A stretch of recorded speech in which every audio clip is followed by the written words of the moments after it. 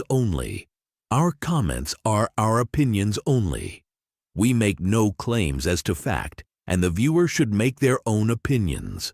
All opinions are welcome on Elvis-A to Z. Thank you for your support.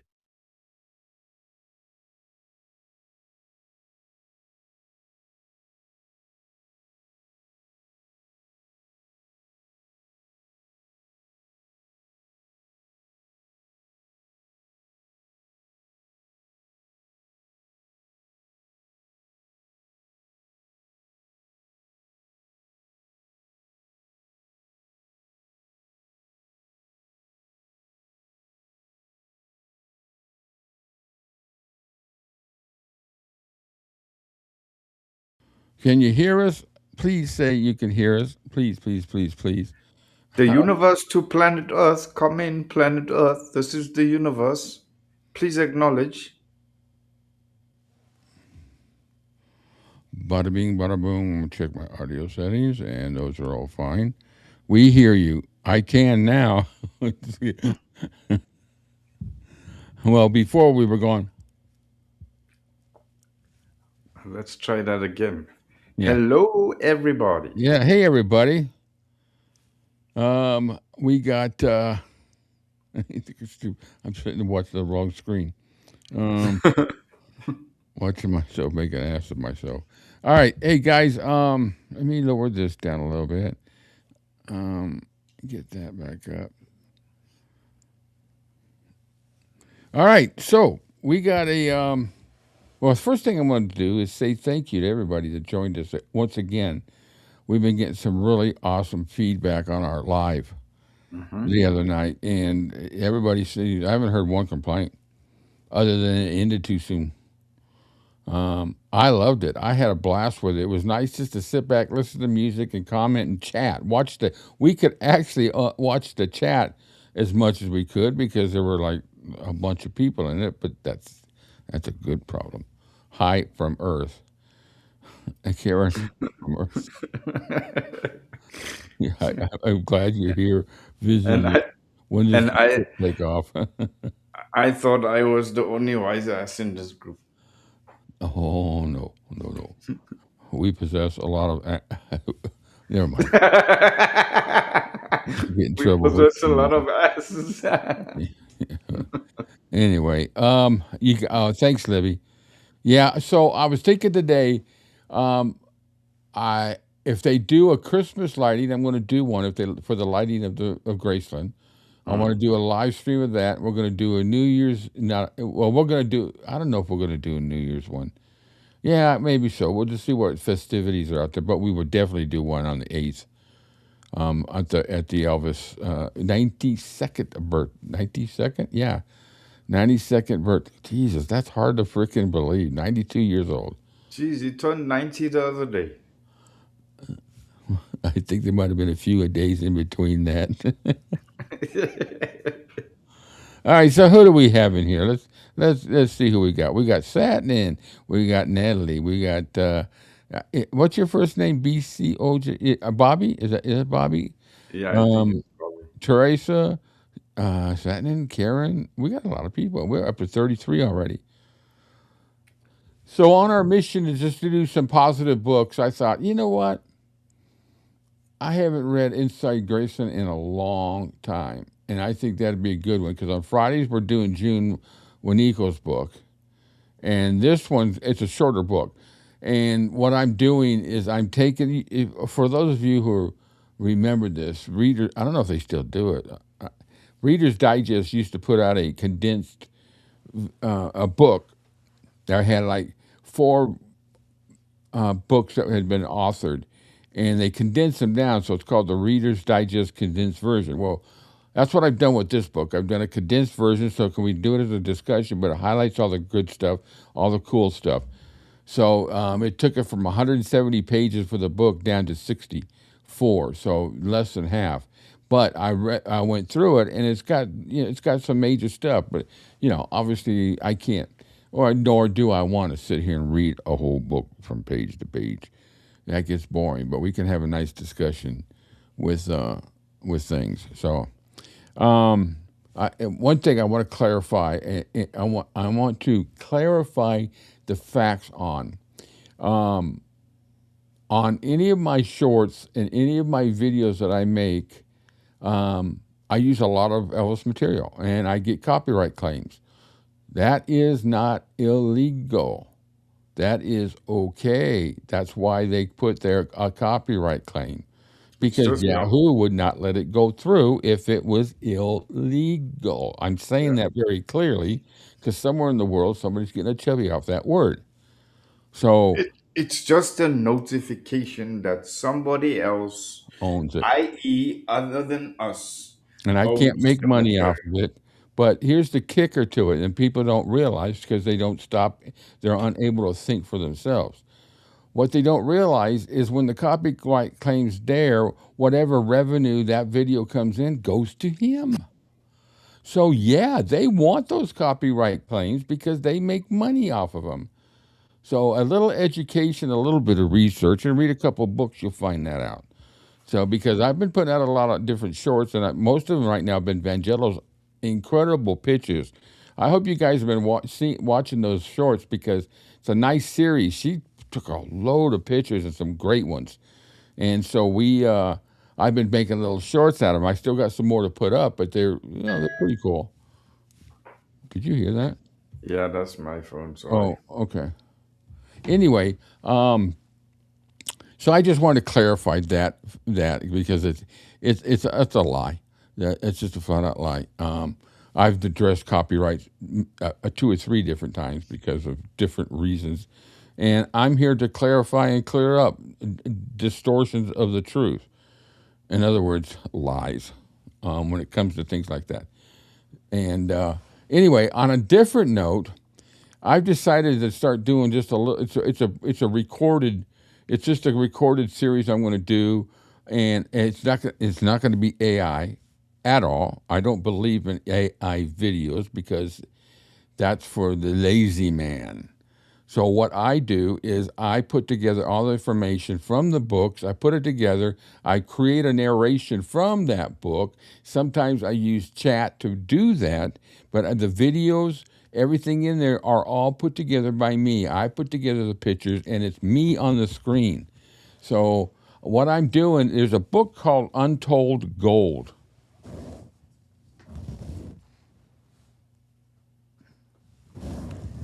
And it talks about some of the biggest hits and the stories behind them. And the first story is going to be really interesting. It's some stuff that I've never heard before. These videos are probably only going to be like 10 to 15 minutes long. I'll be right back. Give me 2 minutes. I just have to give this quick attention. I'll be right back. Okay. So I think you guys will find it interesting. It'll be a video that I just put up, and you guys watch whenever. You'll get a notification, and watch when you can. And they're going to be informative. You're going to learn shit about these songs there's stuff I've read that are incredible. So I thought, you know what? Let's give you guys something else that's a little more that's creative, like I like to do. So I think you guys will love it. The first one I'll probably have ready by the end of the week. And I'm creating the template so that from now on, when I do another one, I've already got a template made and I can just insert the information. But it'll be me.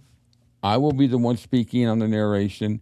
There will be no AI created anything in these. These are hard work. It's not saying make me something. You create a AI. To me, that's the lazy man's way to do it. And it's not. This doesn't seem real. I watched the other day Elvis, the Colonel, and the Mob, just out of curiosity because I knew it was going to be trash. Just to let you know, it is trash, flat out trash. Alana Nash is in it, which makes me vomit when I see her. I'm sorry, but This is all for entertainment purposes only. Our comments are our opinions only. We make no claims as to fact, and the viewer should make their own opinions. All opinions are welcome on Elvis-A-Z. So if you're interested in seeing it, I don't know. I was able to download them through my Proton, my what do you call it, the VPN. But they're also available here. I think they got portions. I don't know if they're available on YouTube here. But I watched them. I actually had them sitting here while I was working on some other stuff, and I'm listening. And it's just another crap. Some of the interviews are newer. There's a lot of newer interviews, but it's the same old crap rehashed. They talk about a lot of stuff in it that I just don't freaking believe. Yes, Patty, I think it's from the UK.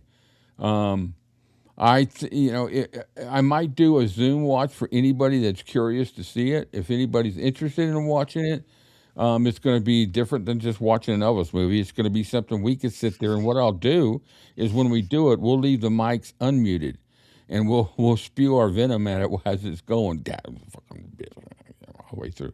What do y'all think? About doing a Zoom with them. I'll schedule it, and we'll see how I'll have people reply if they're going to make it. Cam, you look colder than normal today. Yeah, it is a little bit colder. It is a little bit colder. We're supposed to be going into spring on the 1st of September, but hell no. Yeah, when he Nope. came online, he had snotsicles coming out of his nose, so he was pretty damn cold. Snotsicles? Yeah, That's a first. That's you know what that is. Frozen snot hanging from your nose. Oh. Mental image I would rather like to replace. No, I haven't seen that, Francis. I haven't seen that one. There was a comment just a minute ago. Let me catch back. Now, guys, it's Cam and I, and you guys are absolute wizards and awes me at how much you guys can keep a chat going and not have any issues. But we tried to. It was impossible to watch the one on the Candlelight Vigil because there were 2,100 comments that night in the chat. Yeah, they were going by quite fast. We peaked at 249 viewers at one time. Average, and then we peaked at. Oh no, we peaked at 299, and we averaged at 291, I think it was, of viewers. Yes, and yes, 292. Yeah, and then we did very well, and we've had a lot more views at it. We've had another 1,000 views on it since then. So word of mouth, or people have been talking about it, and I'm proud of it. I think it's the best live we've done on a celebration or something like that. It's pure, just other than the technical difficulties, just kicking it off. At least it was like 2-3 songs away from the end, And let's share with the guys our subscriber count at current. Yes, our subscriber count right now, and I'm not going to close this down because I go to here. So we are now at 29,377. So we are 623 away from 30,000, and we are averaging. We're averaging enough to where we will hit 30,000 within the next 3 to 4 weeks, easily. So thank you, everybody. And right now I got a cramp in my freaking leg. Okay, I hope so. Thanks, everybody. Great stuff. You guys are so supportive and helping us. And yeah, I get a lot of subscribers through the shorts. But you know what happens? A lot of those people that watch them come and watch our lives. And I think we've gotten some people through those shorts because it tells me how many people subscribe on those shorts. So when somebody watches that, I want to subscribe to this and to get more. And they hit it. So there is a lot. It tells me. I had one video I did of Elvis at Hampton Roads. Great video, great clear. It was a 1-minute video of Elvis. And it got 29,000 views, and we gained 27 subscribers off that one 60-second short. So. And just so that you guys know, you guys are actually more important than we are, because if we didn't have an audience waiting to listen or to watch our stuff, we wouldn't have a purpose here on the channel. So just as you guys might think we more important than you guys are, no, actually you guys are more important than we are, because if you guys don't watch, then our numbers don't climb. So very, very, very, very, very great big thank you to everybody. Yeah, I know, Kathleen. You watch the shorts. Kathleen watches the Yeah, shorts before anything Kathleen. else, I think. We love Kathleen. She she's been with us for a long time. A lot of you are, but we got some really great new ones. Everybody's great. So Yeah. thank you guys for keeping that very civil during the not only civil but just very mature on the candlelight. We only had one thing, and it was cleared up pretty quick. No, Uh-oh. that was on Shh. coffee date. The boss lady is in the house. Shh. Rut row. Uh-oh. Uh-oh. Shh. Best behavior, guys. The boss is in the house. Yeah, Hey! we had one comment about Bob Joyce watching us, and I'm just like, I wish people would get off that damn bus because that thing has been bunked and debunked and rebunked so many damn times. Yeah, Tracy, you've been. I see names in here that've been with since I started, and Bob Joyce. Yeah, I'm sorry, Cam. Go ahead. I interrupted you. No, no.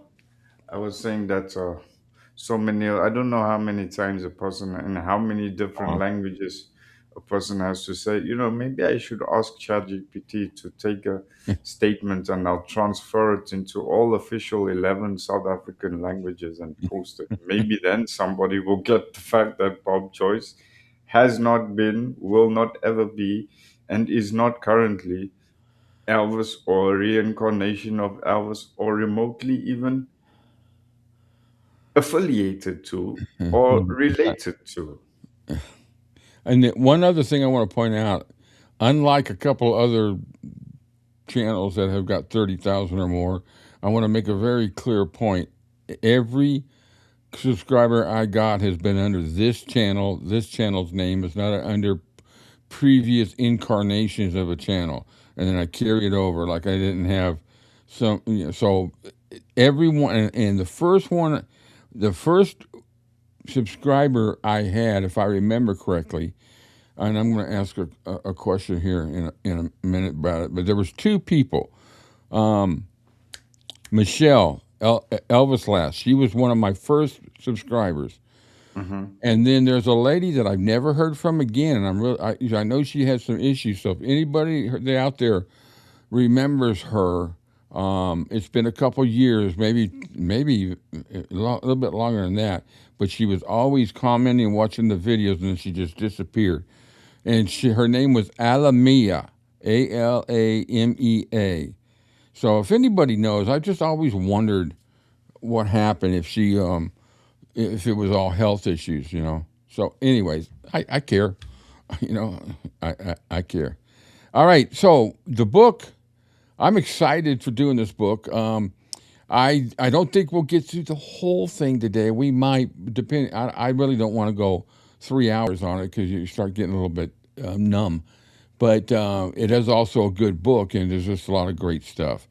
But at the worst case, it'll go one more week next week. And because, like I said, I did a condensed version, just like Reader's Digest. I'm so jealous of Amy and Vangelo and but they had a blast. There were some incredible videos, some great pictures, and I thank both of you for the information, for the pictures, and I've still got some more shorts to put together from from her, and I'm not stealing them. She's giving them me to use. Elvis Week is so good for my soul, guys. So many came up to meet us and thank us, and lots of love for the Elvis to A to Z team. Wow. Yeah, you love We, it, huh? we haven't even been there yet, and people know about us. That's awesome. Okay, I want to give an update on one thing too, because everybody knows that I'm working to get there next year, and there's a lot of things I've had to do health wise in order to make that happen. So as of this morning, I've lost 59 pounds since I started this. Wow. That's well done. Brilliant. Yeah, so I'm excited. I'm starting to get more energy, doing things more, and so I'm excited about it. I want to do everything I can to get there. Being the 50th, there's a lot of hurdles I've got to personally jump over to get there, but I'm going to get there. some way or another.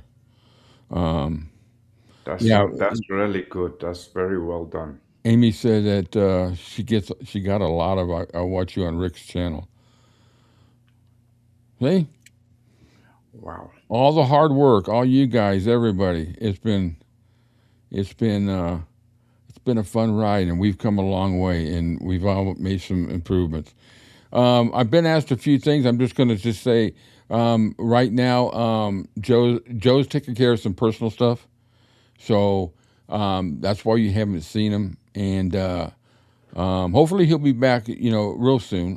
But if he's watching, which I don't think he can because he has issues with getting online right now too. So I'm just going to tell him hello, hey Joe, and we love you, and come back soon. He's not gone at all, period. So don't start those freaking rumors out there. Not you guys, but we know who. And all right, I want to get to the book. I'm excited about this, and I need to move a couple things over here so I can scroll. So it's inside Graceland. It's really interesting. I never really realized how she was discovered to be hired, how they got her, and some of the different stuff she says is really good. So let me turn it on here. That screen share. Hey, Lori's in the house. Larry. He's Nice. just taking he's taking a little short sabbatical, and you guys know I've done that at times too. I've had to do that at times, sometimes longer than I wanted to. But you know what? We come back refreshed and ready to roll again, and that's what makes things work. All right, so guys, inside Graceland, Elvis' Maid remembers. And I said this earlier, just want to let you know what I've done is I've taken the book and I put it into a condensed version. Yes, I used ChatGPT to do that, and I did the comparison. I verify. I trust and verify.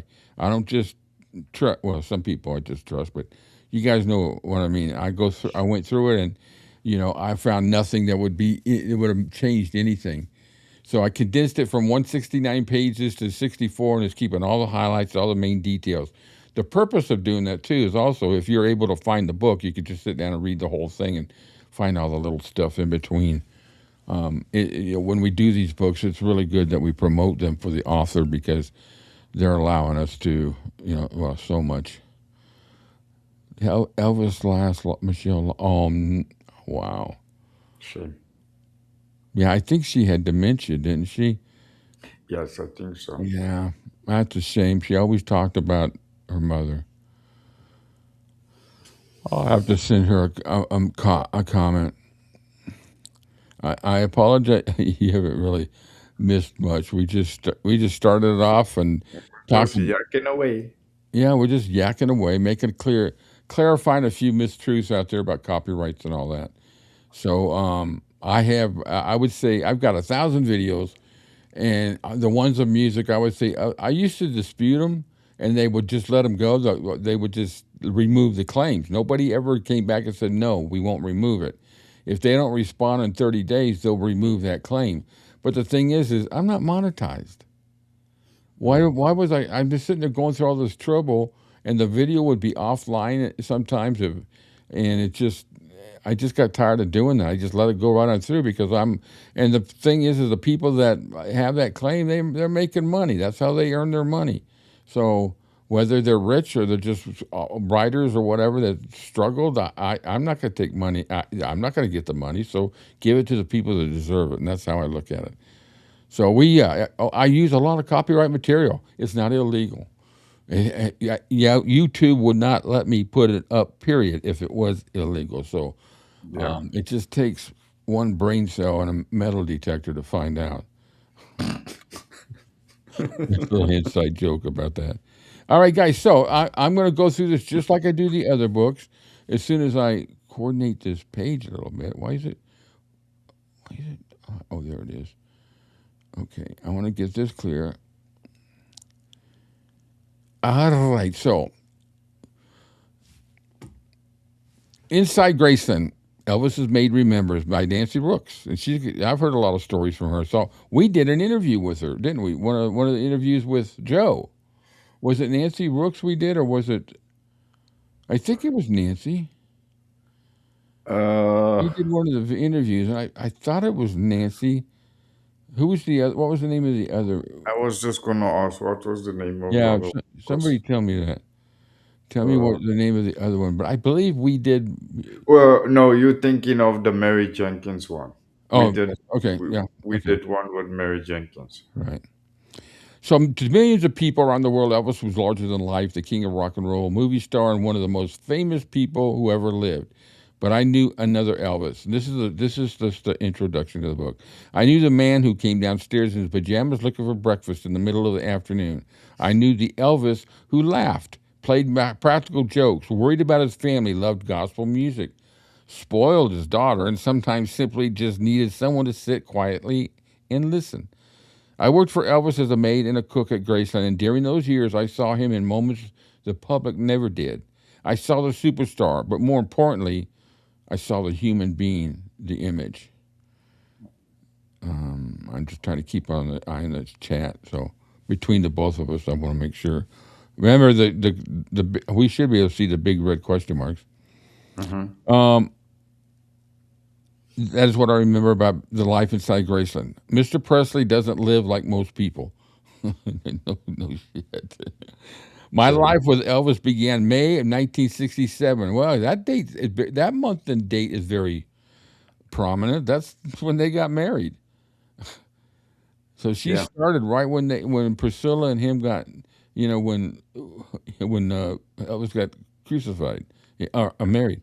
Um, I was out of work and had applied at the Memphis Employment Office for a job. One morning, my employment counselor, Mrs. Ghost, Ominous name. it's funny, we were just talking about this stupid story that came out about Riley having wild parties and seances and all this at Graceland. And, well, first of all, it's her fucking house. Hmm. She could do what she wants at any time she wants. So it's just a complete. And I've never heard any reports. You would think that would have hit a newspaper somewhere. That there was because a wild party wouldn't exactly be, some people sitting around playing chess or bridge, you know. Hey, guys, the cooks I find are great guys. Yeah. They know that they saw it all. They heard it all. Speaking of Riley, I saw a picture of Harper the other day at I think it was like 14, and they had the picture of Elvis at 14 right next to her. Yeah. And if you put long hair on Elvis, you would say it's a carbon copy. Yeah, They I are. saw one like that too. The other one looks more like kind of like Priscilla. I I have don't to think that double check. was it Harper? Finley's the one that I don't know. I don't know which one's which anyway. But the thing about Lisa is from the day she came out of that womb, she looked like Elvis. Until Mm-hmm. the day there's no mistaking. No DNA was ever needed for that one. So Mrs. Goes called with an unexpected news. She had found out her job. When she excitedly asked if I could guess who I should be working for, I had no idea. Elvis, she told me. My response must have sounded ridiculous to anyone living in Memphis. Can you Elvis imagine? who? Can you imagine how insane that must have been? She goes to the regular channels of applying for a job Yeah, at an employment agency, and the next minute she gets a call. She says, "Okay, we got a job for you. You're gonna go work with Elvis." yeah. Like How big is what the the? house? Well,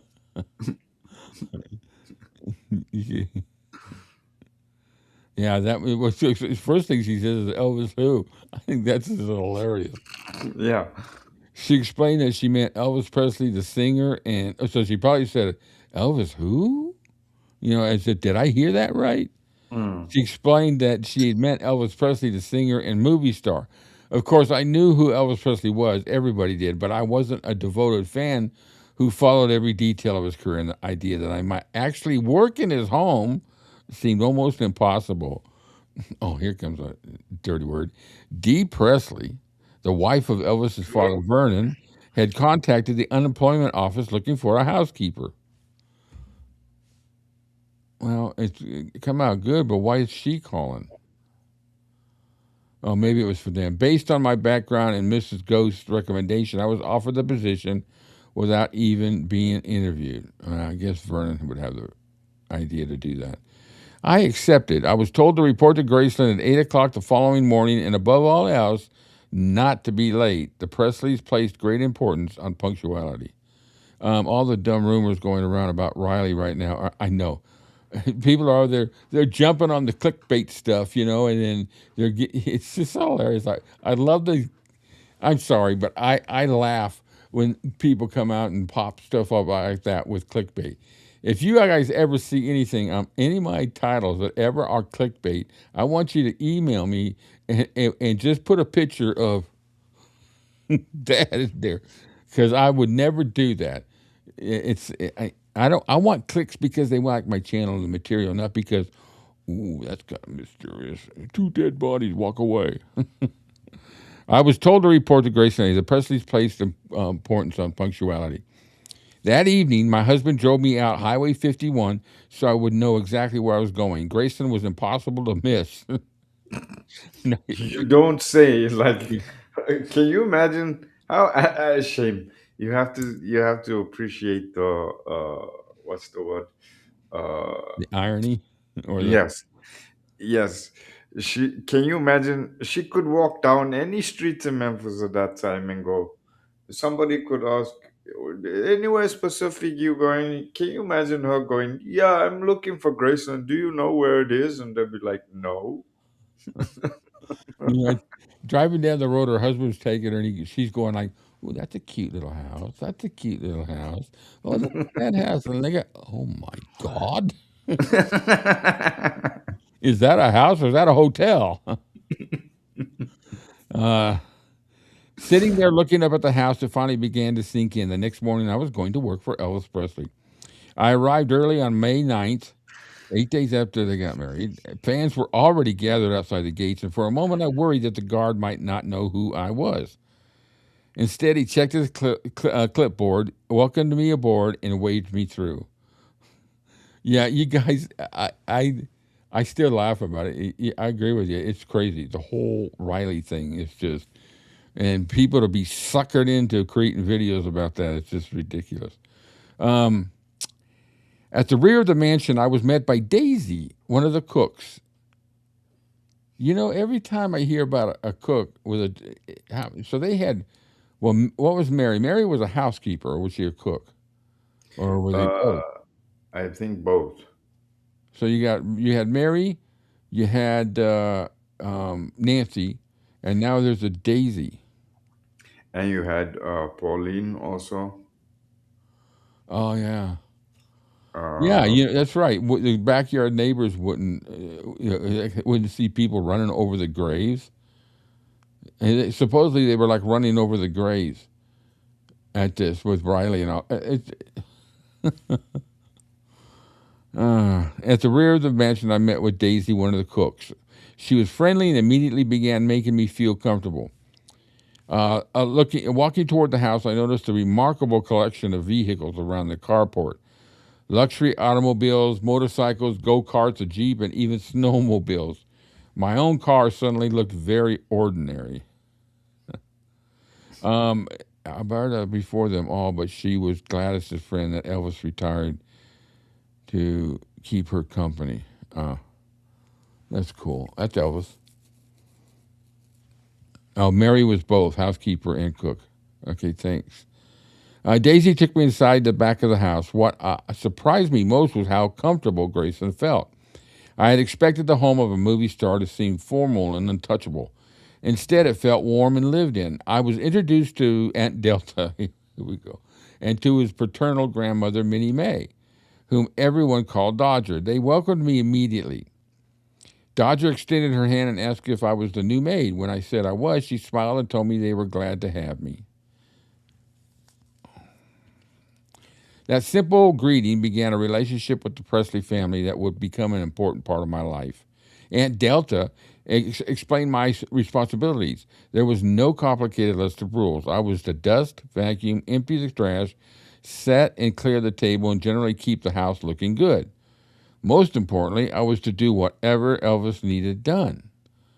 Soon Vernon came through the back door and introduced himself. He was friendly and easygoing, and he repeatedly, essentially, the same instructions. If I saw something that needed doing, I should do it. That became the unwritten rule of working at Graceland. I would imagine so. Mm-hmm. You know, I mean, look how long she was there for 10 years, wasn't she? Well, how long did she stay afterwards? She was, I think she stayed. I don't know. Amy, you might correct me on this. I think she stayed a long time. She stayed even after Elvis was gone, if I'm not mistaken. She stayed. Yeah, Delta right off the jump. Alberta was at Ottawa. Okay.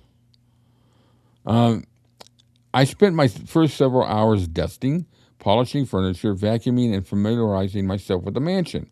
The more I worked, the more I realized that despite its famous owner, Graceland still functioned like a home. Things became dusty. Trash had to be emptied. Furniture had to be cleaned. Meals had to be prepared. It was simply a very large house occupied by a very unusual family. It's funny she says that because you that's not one thing I would think about. I would never think about someone's house, someone famous movie star having a house and saying, "Oh, well, that house never gets dusty," or dust is dust. They don't care what kind of money you have. Most dust is off your skins, your cells, or not Oh, most, but a lot of it. oh, there we go. Thank you, Amy. Nancy stayed until Graceland opened, and then she moved across the street. Oh, okay, thanks. So she stayed a long time, so from 1962 right up until 1982. Wow, that's 5 years past. So that's what 77 to when 82. That's No, 17 she years. started 62. Remember? 67, May of Oh, 67. 60. Oh yeah, Yeah, 67. because Sorry. that was right when they got married. Yeah. So she was there for 15 years. Long, wow.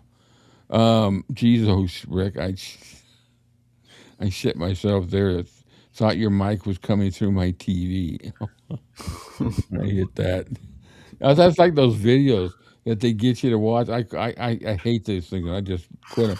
You're sitting there watching something, all of a sudden, just something will just jump right at you. It caught me a few times. The other day, my dad sent me one because he knows I have a phobia of snakes, and oh my god, I literally it was I swear I could feel my heart skip a beat for a second. It was Amy says, let me get these. Let me get over here so I can put some of these up. Amy says that she worked at Rockabilly's across the street. What? What did I just see? Excellent. Oh, so Rick, what happened with Elvis last? I'm way behind. Okay, here we go. I'll show that. So Rockabilly's across the street till the late 80s. She fell and hurt her back. Yeah, the last thing I saw of her, she looked like she had some issues with legs or back or. It was simply a very large house occupied a very unusual family. Then, shortly after 3 o'clock that afternoon, Daisy told me to set the dining room table for Elvis's breakfast. Breakfast? It was nearly 3 in the afternoon. Daisy saw the confusion on my face and explained something I would quickly learn. And so, with that thought of breakfast at 3, was born the idea of Waffle House, where you could get breakfast 24/7. Mr. Elvis didn't live like most people. His schedule was his own. I set a single place at the far end of the dining room table where Elvis normally sat. I was arranging the silverware when I suddenly heard a man's voice behind me. "Well, Nancy, welcome to Graceland." I turned around and there was Elvis. For a moment, I was stunned, not only because Elvis was talking in front of me, but because he already knew my name. He was wearing pajamas, a robe, and house shoes, and looked as though he had only recently gotten out of bed. Yet that struck me immediately was how handsome he was. Like photographs, even when he's just wakes out of bed with bed hair, he's still, Jesus. I do that, and so they have to throw salt on me. Photographs did not fully capture it. His appearance, his eyes, and especially his smile. They Had have to throw extraordinary salt on you. quality. Yeah, Jeez. he's oh, what is it? What? Who is it? Oh, it's just water. That was water in Wizard of Oz. I'm melting. They throw water on. When Elvis met her, he was so sweet to her. Yeah, you could tell in this book how much she loved that guy. She really loved him. You talking about Waffle House? I saw something the other day. One of our local actors used to work over there for a couple of years, and he was hosting a cooking program. And they were busy making waffles, fried chicken, and maple syrup. Mm. And I thought, oh my God, what a combination!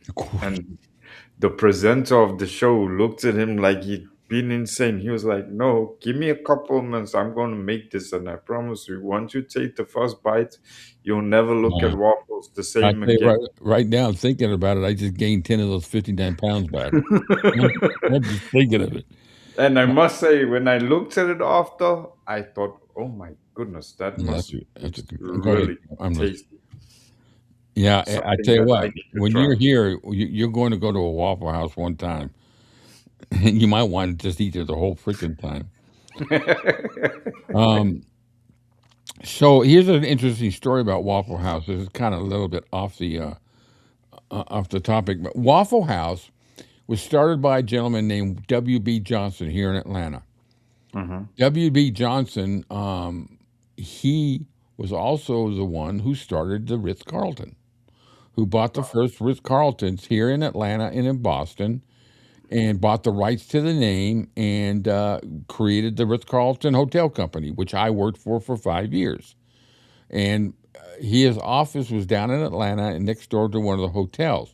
And I used to go over there at times. He had broken furniture or something like that. Something would happen. I'd go over there and fix it for him. He was never there except for the last time that I was in Atlanta before I got transferred. He come in and he sat down, and I was fixing his one of his end tables. And so he starts talking to me and asks me how long I've been with the company. And he says, well, if you're ever interested in an investment, he says, one of the best investments you can do, and I don't know if it's the same today, but back then, if you got a Waffle House and you got it all on loan and everything, and you went through the financing, but if you take and you just live as cheap as you can and throw every bit of profit into the bank, in 2 years, you'll have enough money to buy outright a Waffle House. And then he was explaining this whole progression of that, how to get rich pretty quick. And then he told me some stories about what happened. He says, yeah, and then after that, after 3 years, you can live rich and you'll own those Waffle Houses. Wow. There we go. Laurie hit the nail on the head. He was actually, now that she mentioned it, I remember the name rings a bell. Because he was an actor, he used to live in LA, and one of the places he mentioned was he would go to Roscoe's Yeah. and eat chicken and waffles. All right. Let me get back going here. I'm hungry now. Yeah, how the hell, Amy? I would have thrown her cell phone in a milkshake. Amy said she was sitting at a restaurant the other day eating, Yeah. and there was someone there who had somebody on a voice call on their cell phone the whole damn time. All right. Here we go. I would put the phone where the sun don't shine. And then put it on vibrate and keep ringing. He was kind. I nervously thanked him and called him Mr. Elvis simply because that was what I had heard Daisy call him. The name stuck, and for the rest of the years I knew him, he was always Mr. Elvis to me. Whatever nervousness I had felt disappeared fast. Elvis was relaxed, friendly, and joking. He ate his breakfast while we talked and eventually returned upstairs. And now my mind's going to live a little of a How annoying that would. Yeah, it would be. Oh my God, Elvis with bad hair would be amazing. Sally goes, yummy, scummy, bad hair, yummy. Yeah, I stopped having bad hair quite a long time ago. I just get I just get bad patches. um, my first meeting was one of the most famous men in the world. Had been surprisingly ordinary, and perhaps that was my first important lesson about Elvis. Behind all that fame, he would be ordinary. At the end of the day, Aunt Delta told me that she and Dodger were pleased with my work and believed I would fit in with the family. Driving home, another memory suddenly came back to me. Yeah, years earlier, when I was a girl living in a poor section of Memphis, I had sometimes passed a tall, skinny, blond boy sitting outside playing a guitar. We never spoke. After seeing an early photograph of Elvis inside Graceland that day, I realized that boy had been Elvis Presley. I just got What freaking the goosebumps. hell?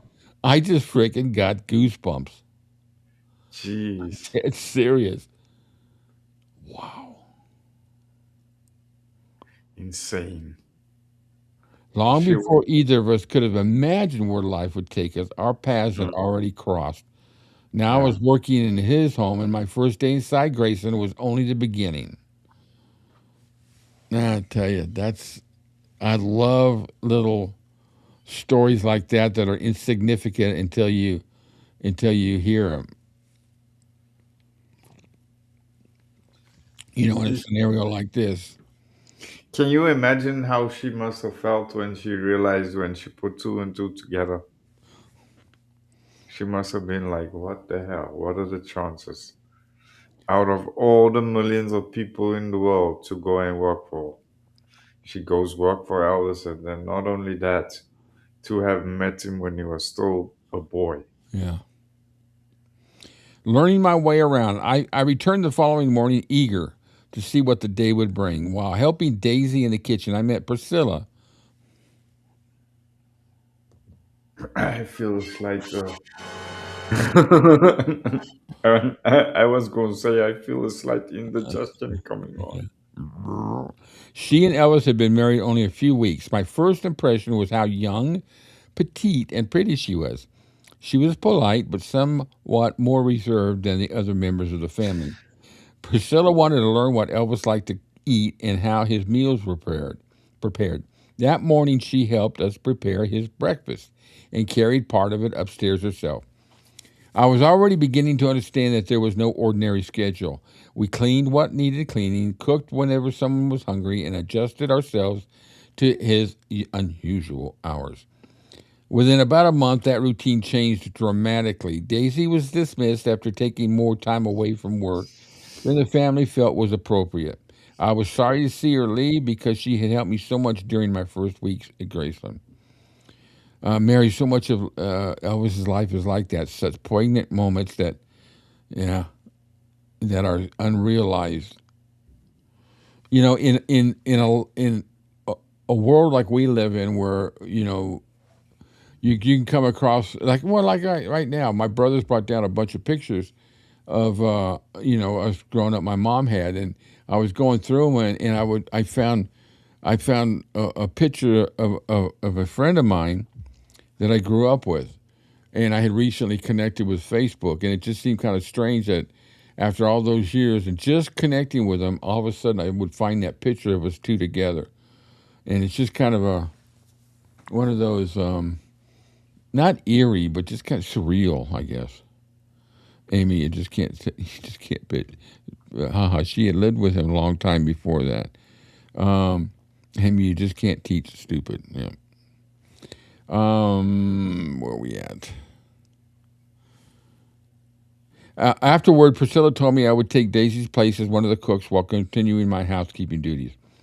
Suddenly, I wasn't just cleaning Elvis's house; I was cooking for him. Over time, I learned to do almost everything at Graceland. I cleaned rooms, cared for trophies and clothing, answered telephones, collected eggs. I guess they had their own chickens, didn't they? Yeah, Ran. they did. That's cool.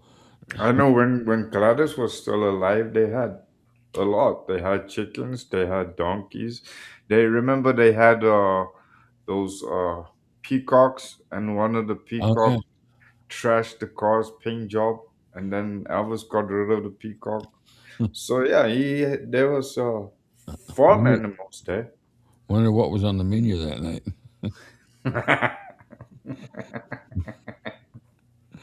I helped with Lisa Marie, washed cars, and occasionally even hemmed Elvis's pants while he was wearing them.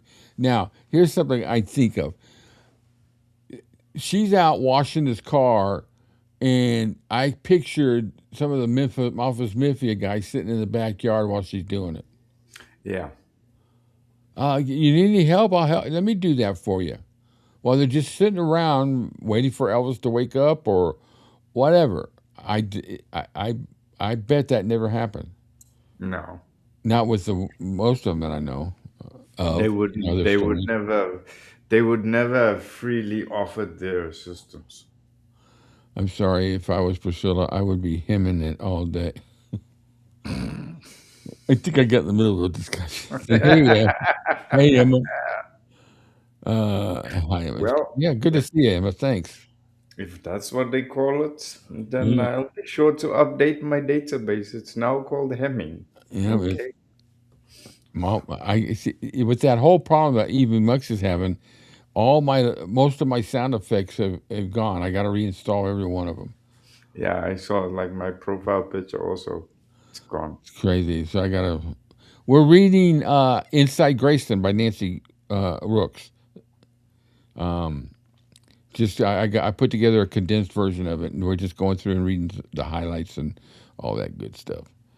And it's good. I mean, I don't know what page we're on. Page. We got 64. We're on page 8. But it's good. I don't care if it takes a couple of weeks. I'm sure you guys don't either. I just want to digest this stuff and enjoy it. Well, over time, I learned to do almost everything. Okay, remember. There was very little fell outside the phrase Vernon and Delta had used on my first day. Do whatever needs to be done. That philosophy eventually brought me closer to Elvis than I ever expected. Sometimes, while I was cleaning upstairs, he would simply come into the room, sit, and talk. Wow. Sure. Now you can understand why he was the way he was because I mean, I know anybody knows when you or somebody with a pretty high intellect and you need emotional stimulation, there's nothing better than being able to sit down with somebody that can Yeah. actually put two pennies together and make a pound. Yeah. Yeah, you're right. I like the way she tells these too. I mean, though this is kind of turned into a condensed version, but it's very true to how you read the book. Yeah, it's like she's having a conversation. Yeah. Sitting back with somebody, yeah, and he did this, and it's not like a book. It's more like a story. I'm going to read you a story tonight. It's going to be Peter Pan, but he wears a jumpsuit made by 𝗘𝗏𝗄 instead of freaking green leotards. Pansy. Those were the moments when the superstar. Oh wait, he might complain about someone taking advantage Hello. of him. Yes, it's a notification that meds for my puppy. She's got a little ear infection, antibiotics. Elvis believed strongly in an afterlife and wondered aloud what it would be like to see his mother again. Wow, what are you laughing about? Satnan's on a roll in this chat tonight. She says to Patty, you tell him to drop them. Let's see. Do I get 3 guesses, but I'm only going to need one? What they're going to drop? They're not shorts, or they could No. be shorts. They started out with hemming his pants. Him in his pants, Hmm. and now is asking them to drop them. We need to hem those suckers. You need to Now, what? now everybody's like, yeah, I would do that job for free, and it's just going away. As they say, the rest is history. Real quick. Never mind. Definitely shorts. I love doing this. You guys, I seriously love doing these lives. Sad. Well, Sad. in. See how we worked our way up? Oh my goodness. All right. Despite all the stories that have been told about his eating habits, he wasn't particularly difficult to cook for. He preferred simple Southern food, the kind of cooking I had grown up with. Fried chicken, meatloaf, roast beef, vegetables, potatoes, gravy, and large, hearty meals were his favorites. This is like a carry-on film. I'm not even going to ask. He strongly disliked fish and didn't even like the smell of it in the house. I've heard that many times before. Yeah. When Elvis was away, the rest of us occasionally took advantage of the opportunity to cook it, making sure the odor was completely gone before he returned. His famous appetite was real, so were the stories about peanut butter and banana sandwiches, cheeseburgers, and other rich foods. And he also liked sweets. Homemade pies, cakes, ice cream, and fruit disappeared quickly when Elvis was around. During the later years, he occasionally experimented with diets, but his enthusiasm usually didn't last long. His schedule made cooking even more predictable. Breakfast might be served in the afternoon. Dinner would come in the middle of the night, and dessert might be requested at 3 in the morning. At Graceland, the clock meant very little. As I learned his habits, I also learned the mansion itself. Listen, I could cook him up a mess of polk salad. Gators got you, Granny. um, Yeah, well, we all know he likes sweets. Remember that one uh, show we watched when who was it? Oh, it was Nurse Marion that she was making the banana pudding, oh yeah, that was a funny story. and she said he sweet that whole bowl of pudding without even asking if she wanted any. Okay, curiosity. Sent and say, Melissa, you go, girl. I gotta know what that's about. Yes, like Oh, wow. it's when Melissa said she'll cook the poke salad. Some of y'all never been down south so much. That could be a little double. There could be Mhm. a dual purpose in that statement. Yeah, I'm in the north now, but I'm heading down south there. Got me some pork salad. I don't think they're gonna get to the salad. They're just gonna stop at the poking. And go for a poke. His bedroom reflected his unusual lifestyle particularly well. Heaven curtains, Heavy curtains blocked the daylight because he often slept during the day. Soft indirect lighting surrounded the room, and his enormous custom-made bed became the center of a private world few outsiders ever saw. Straight razor toting woman.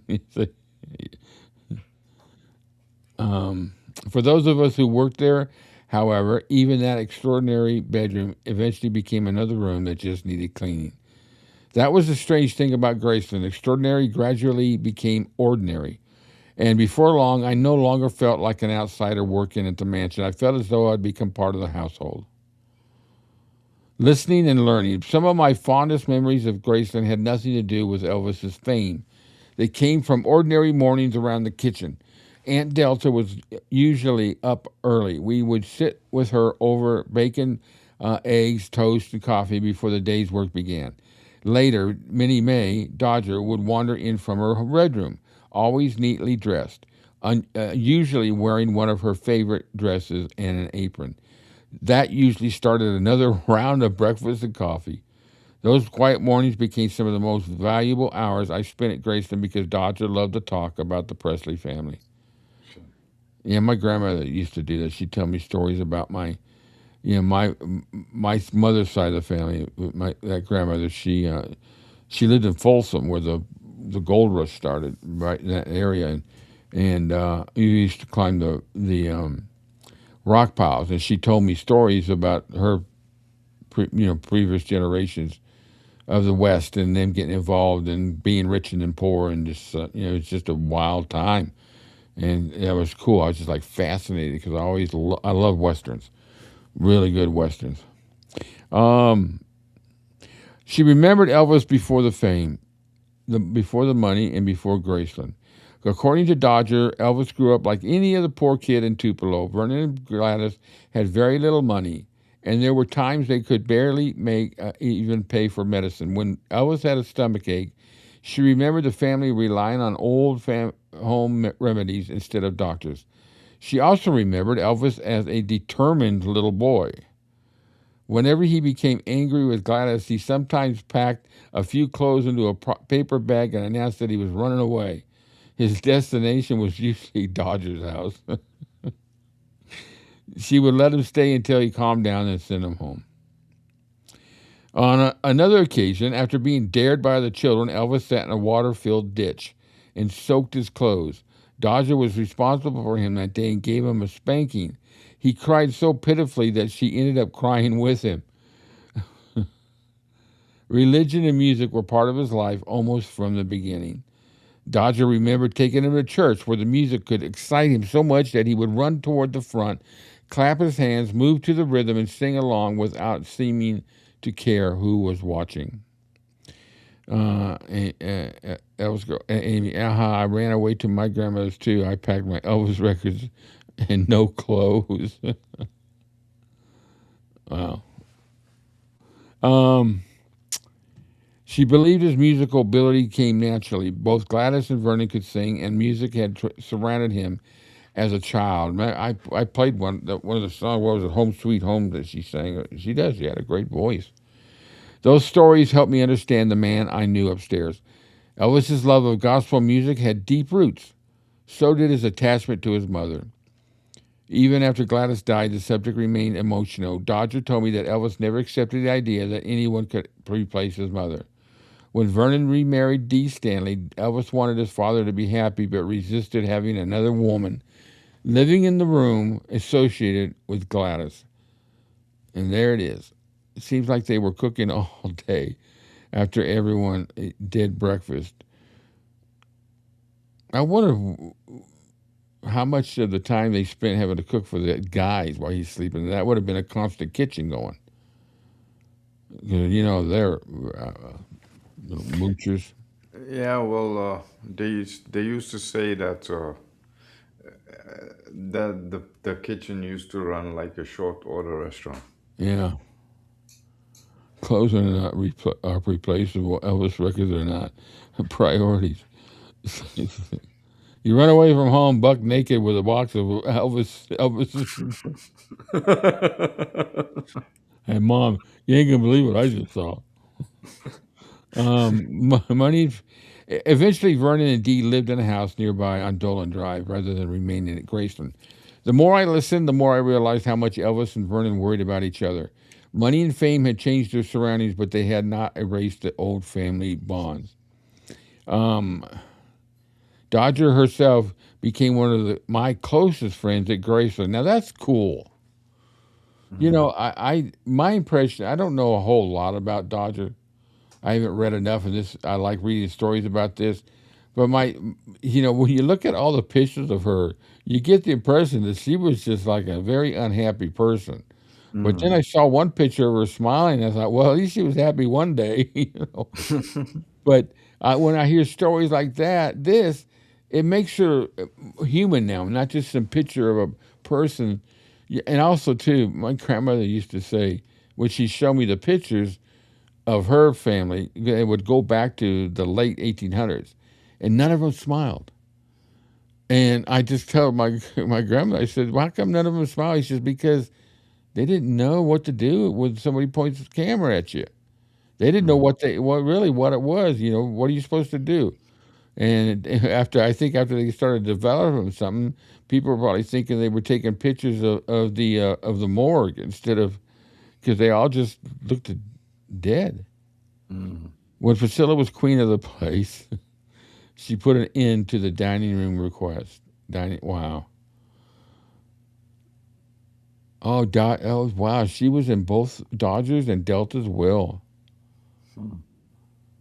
Wow. She loved clothes, flowers, music, and sitting on the front porch watching the fans at the gate. As she became older and spent more time in her bedroom, flowers were planted outside her window so she could still enjoy them. She loved to sing and play instruments. Sometimes we would sit together at the piano in her room and sing gospel. Our little concerts usually ended up with "What a Friend We Have in Jesus," the song that Elvis sings Mhm. when he finds After out. having that Yeah, when he little finds. verbal slip. Oh, those sneaky. That's a great scene. She tried. She tried repeatedly to teach me to play different instruments. Once she gave me a harmonica Elvis had given her and told me to practice at home. I tried. My fingers were sore the next morning, and I still couldn't play it. Tasha thought that was hilarious. She also loved watching As the World Turns. Well, my grandmother, there's so much reminding me of my grandmother. She used to watch that. She would sometimes doze in her rocking chair, and I had standing instructions to wake her before the program came on. Whenever I nudged her side, she insisted she had not been sleeping. Her Mhm. eyes had merely just been closed. My granddad used to say the same thing. I used to do that, and he would say, "No, I'm Yeah, just resting my eyes." my dad, he'd fall asleep, on the sofa, and he'd be just kind of laying there, and he'd be asleep. TV'd be on, so I'd walk over, and just before I hit the switch, my dad would say, "I'm watching that." But one day he got me. It was he got me good. So I was walking over to the TV just to turn it off because I figured my dad's asleep, and my dad says, "I'm watching that." And I turned around, and my dad was facing the other direction, laying down. Anyway, he wasn't watching it. He just he was laughing. As she grew older, her health declined. She became more dependent on us, and I spent many hours helping her with meals, medications, and drops, and eye drops. Um, she's a She's part of the family. She's as much of the family as well, you know, in spirit and in what she does. I wonder if she mentions. Never mind. Um, what troubled her most, however, was not her own health. It was surviving Elvis and then Vernon. She repeatedly said that a grandmother and mother should not outlive her son and grandson. After Elvis died, she never fully recovered emotionally. For a long time, she refused to even visit the graves in the meditation gardens. Eventually, Aunt Delta and I persuaded her to let us wheel her there. It was a beautiful sunny day, and I hoped seeing how peacefully everything had been arranged might comfort her. Instead, the sight of Elvis and Vernon buried there together overwhelmed her. Sure. We quickly took her back inside. She remained upset for days. Aunt Delta devoted much of her life to caring for her mother and keeping Graceland running. Emma says, "Oh, let me get that back."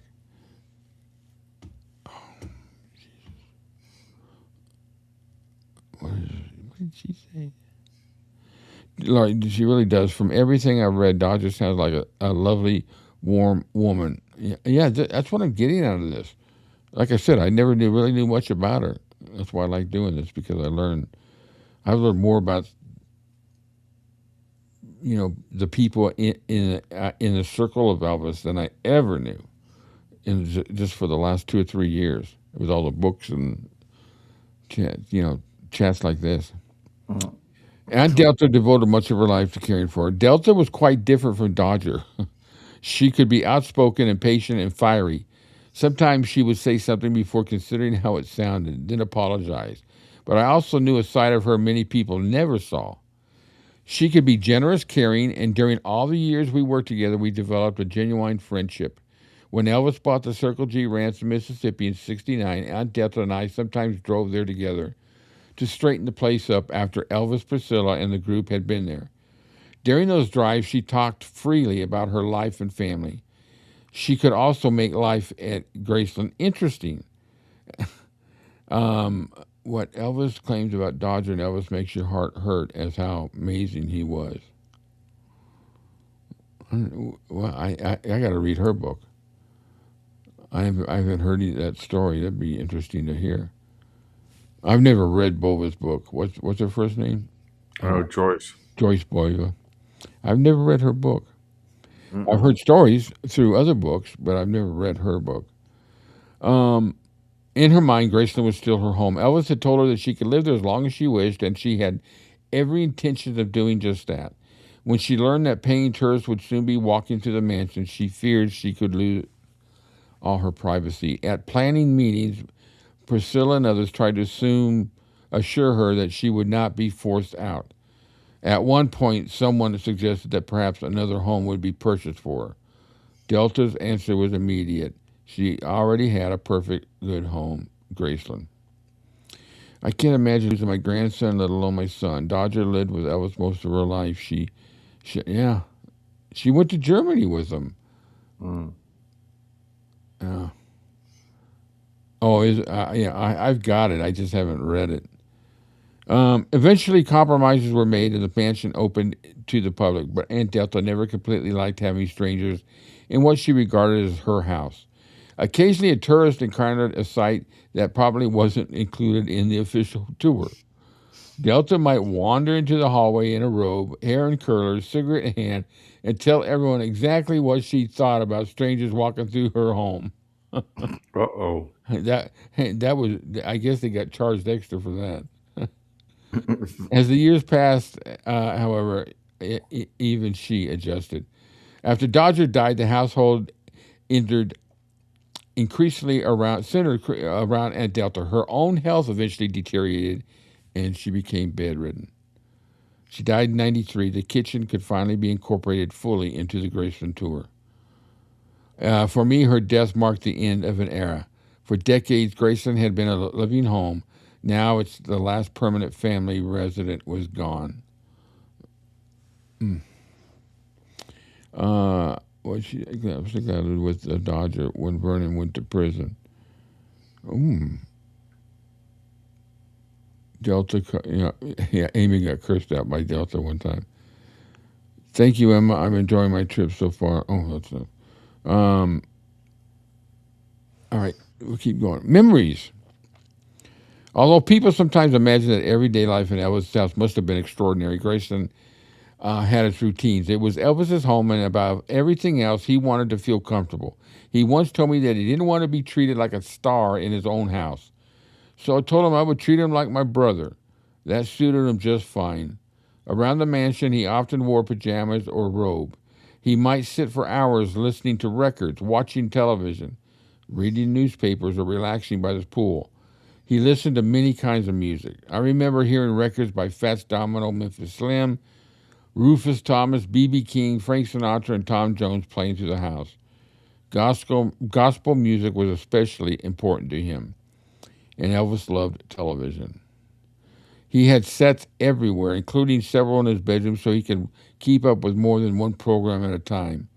He watched crime shows, westerns, game shows, football, and he particularly liked the Los Angeles Rams. On Sunday mornings, he sometimes watched a local group gospel program by Otis Mays and joked about appearing on it himself. He never did. He knew perfectly well that kind of chaos would follow if Elvis suddenly appeared on a local gospel television program. Colonel would have a freaking heart attack. Mm-hmm. When the weather was warm, he spent time around the pool. He would lay out towels, ice water, tanning lotion, food, and whatever else he wanted. Seeing Elvis Presley lying beside the pool with cotton over his eyes and a small electric fan blowing on him could make the king of rock and roll seem remarkably ordinary. Okay, let's wait for the comments now. Elvis laying by the pool with cotton on his eyes, and life at Graceland could change from ordinary to ridiculous in a matter of seconds. Elvis loved practical jokes. Fireworks were among his favorites. Sometimes the men would stage what amounted to a full-scale fireworks battles around the house. Those of us who preferred not to participate learned quickly to stay out of the way. During one of the battles, a firework went through the window and started a small fire in the drapes. On another occasion, one exploded near the jungle room and apparently smoldered unnoticed inside the wall. Hours later, flames suddenly appeared around an air conditioning unit, and the fire department had to be called. The next day, Elvis casually remarked that he had heard had been a little excitement the night before. That You was were about, uh-huh. you were saying what about the chat? Was he wearing budgie smugglers? I need to know. I'll apply the sunscreen. Oil them down. All right, I'll take it. Oh, no, I will. They're fighting over. Another time he tossed a firecracker into the room where I was making Charlie Hodge's bed. He shouted for me to duck just before it exploded. I screamed. Elvis laughed so hard he fell across the bed. Before long, I was laughing too. That was Elvis. He would behave like a mischievous boy one minute and sit down to discuss religion and eternity the next. One day while I was cleaning upstairs, Elvis called me into his office and asked me to sing with him. That eventually became less unusual than it sounds. He sat at the piano. We sang gospel music. At one point, we both forgot the words to a song and began alternating between humming and singing whatever pieces we could remember. Charlie Hodge walked in, listened to us for a moment, and wondered about what in the world we were doing. Elvis told him that we were singing. Charlie responded that we were killing the song. That ended the performance with all of us laughing. And now here come the guns. Patty, I think the queue to volunteer for that particular job would have been absolutely disgraceful, and I'd have been in it to oil them up. Hey, Elvis, I think you need a little bit of oiling today. You're squeaking. I'm going to make you squeal now.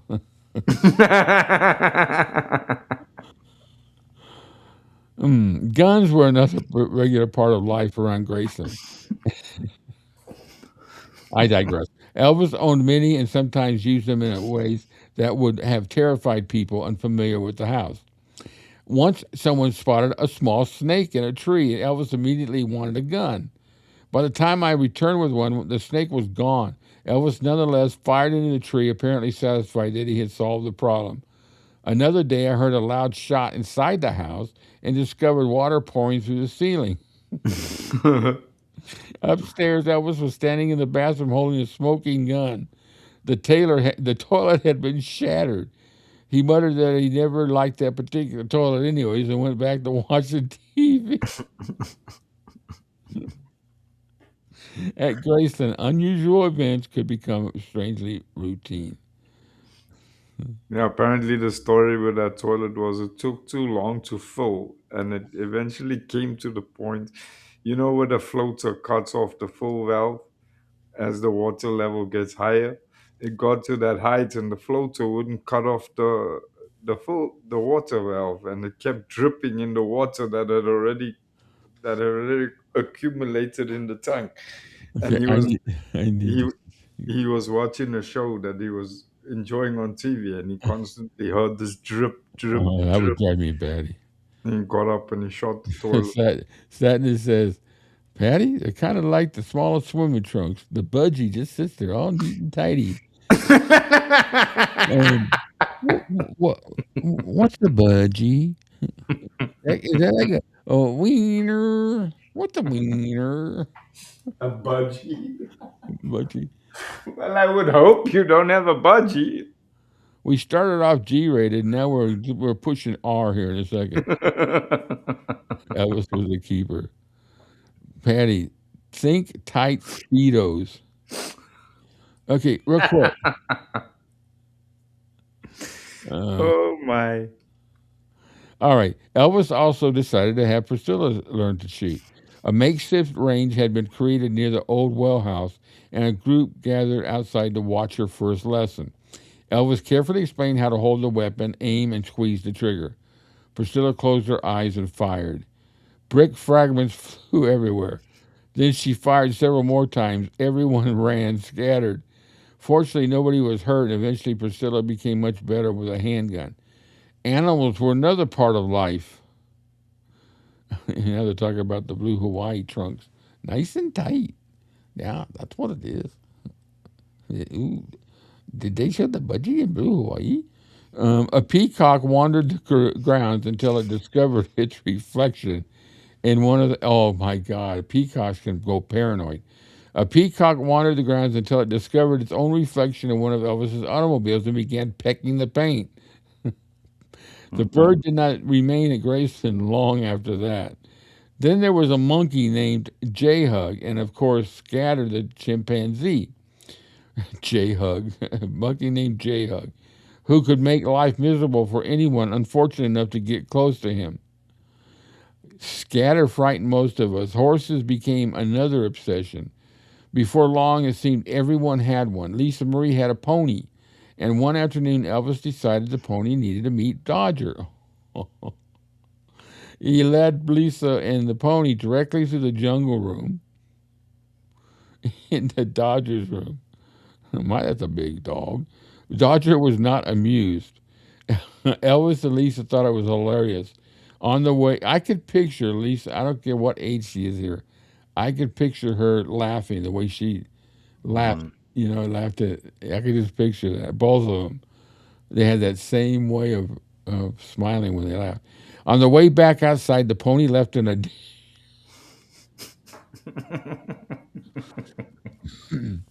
The pony left in a disco reminder of the visit on the carpet. I love your attempt, your feeble but stern attempt to refocus. And naturally, I got to clean it up. Elvis's horse, Rising Sun, was beautiful but intimidating. I was afraid of him and once found myself running for safety when he galloped toward me across the pasture. For all the wild moments through my strongest memories of Elvis are not about fireworks, guns, or animals. They're about his kindness. It's sad. 3 piles of shit. Once my daughter injured her foot and couldn't get an appointment with a doctor. Elvis learned about it, made a telephone call himself, and suddenly the doctor had time to see her. Elvis paid the bill. Another evening, my husband came to pick me up because my car was being repaired. While waiting for me, he started talking with Elvis. The next thing I knew, the two of them were throwing a football around the backyard. I ended up waiting for them. That was the man I knew. He had faults, certainly. The later years brought greater stress, worsening health, and increasing reliance on prescription medication.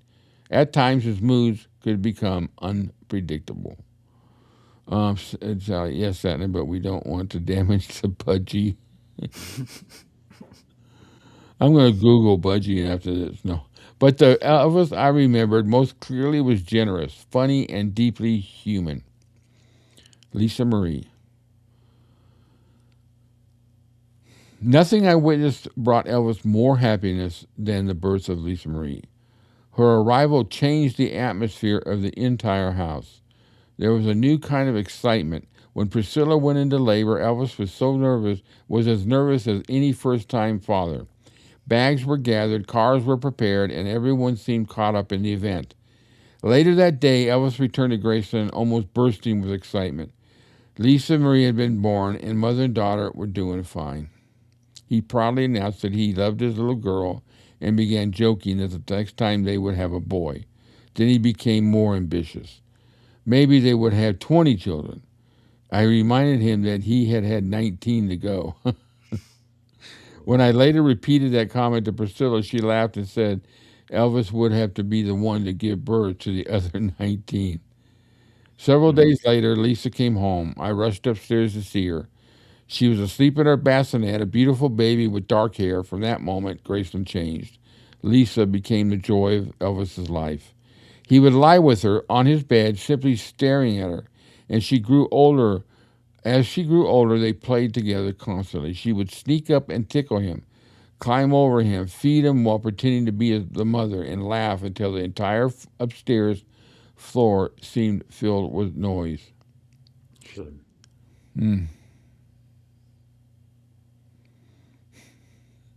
Sometimes it was difficult to tell which one was the child. Elvis spoiled her.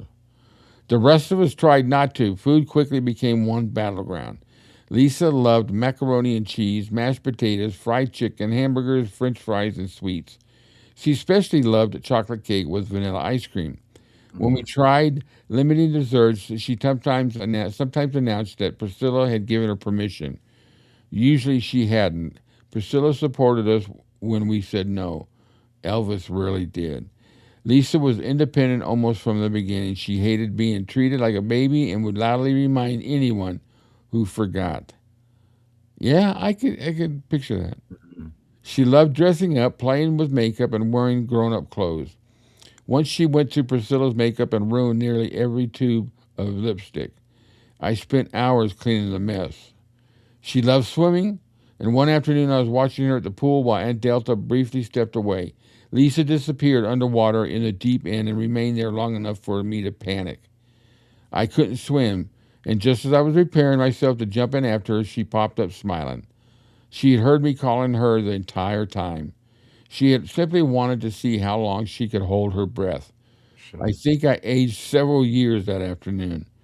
She was mischievous but also affectionate. She had a special tenderness toward Minnie May and Vernon. When Dodger didn't feel well, Lisa would ask about her and show concern. She called Vernon Papa, and the two of them shared an obvious affection. She was less comfortable with Aunt Delta. Once she remarked that she liked Delta but thought she cussed too much. Years later, after Elvis died, Lisa became less comfortable spending nights at Graceland. And part of that was because the house no longer felt the same without her father. I can imagine. Mm.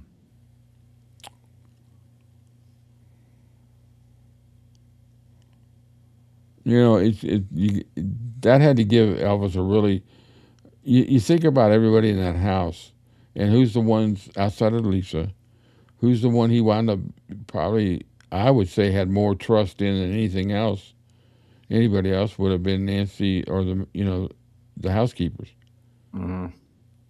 because anybody else that came in there, well, maybe I don't know, maybe Aunt Delta, maybe I'm just rambling on. Yeah,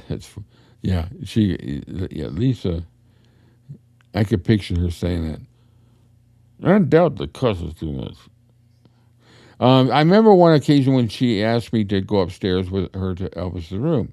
Once inside, she became quiet. She stood looking around for several minutes, then went to his closet, took a black and white ball cap, and left the room. I sensed how difficult it was for her to be there. The house had once been a playground, now carried memories of her father's death. As a child, however, Graceland belonged to her. Elvis had a small blue golf cart made especially for Lisa, with her name painted on the side. She drove it everywhere and fast. You had to keep your eyes open when walking around the grounds. One afternoon, she stopped near the wall and confronted a fan who was somewhere she wasn't supposed to be. When the fan asked who Lisa was, Lisa proudly announced that she owned the place. As far as she was concerned, it was all hers, and then she sped away. Lisa could also get bored like any child. She and her friends occasionally made prank telephone calls, dialing random numbers until someone answered and then telling silly jokes. I often wondered what those people would have thought if they had known that it was Elvis's daughter who was on the other end of that line. Mhm. That's like in Jerry's book when he talks about, or I think Lisa says it too. Maybe does Lisa say it in her book? Um, How people, they would call. She was working for Jerry as an admin or office coordinator, whatever you want to call it back then. She'd answer the phones, and nobody, if anybody ever knew, like, oh, that was his daughter that answered the phone. Mhm. What's she working for? She got all the money in the world. Um, those little secrets stayed between Lisa and me. One of her favorite television programs was Sesame Street. She loved imitating the characters and repeating things she had heard around the house. One day I walked into a room, saw the mess she had made with makeup, and exclaimed, "Lord have mercy, child." For weeks afterward, I heard her tiny voice wander through Graceland repeating the phrase. Those of us who worked there became deeply attached to her. We certainly we celebrated her good days, worried about her, and watched her grow. So when Priscilla and Elvis divorced and Lisa began spending most of her time in California, it felt as though one of our own family members had moved away. Her visits to Memphis became special occasions. And no matter how old she became, a part of me would always remember the dark-haired baby sleeping peacefully in that upstairs nursery while an entire mansion quietly rearranged itself around her. Because from that moment Lisa Marie Presley came home, Graceland was never quite the same again.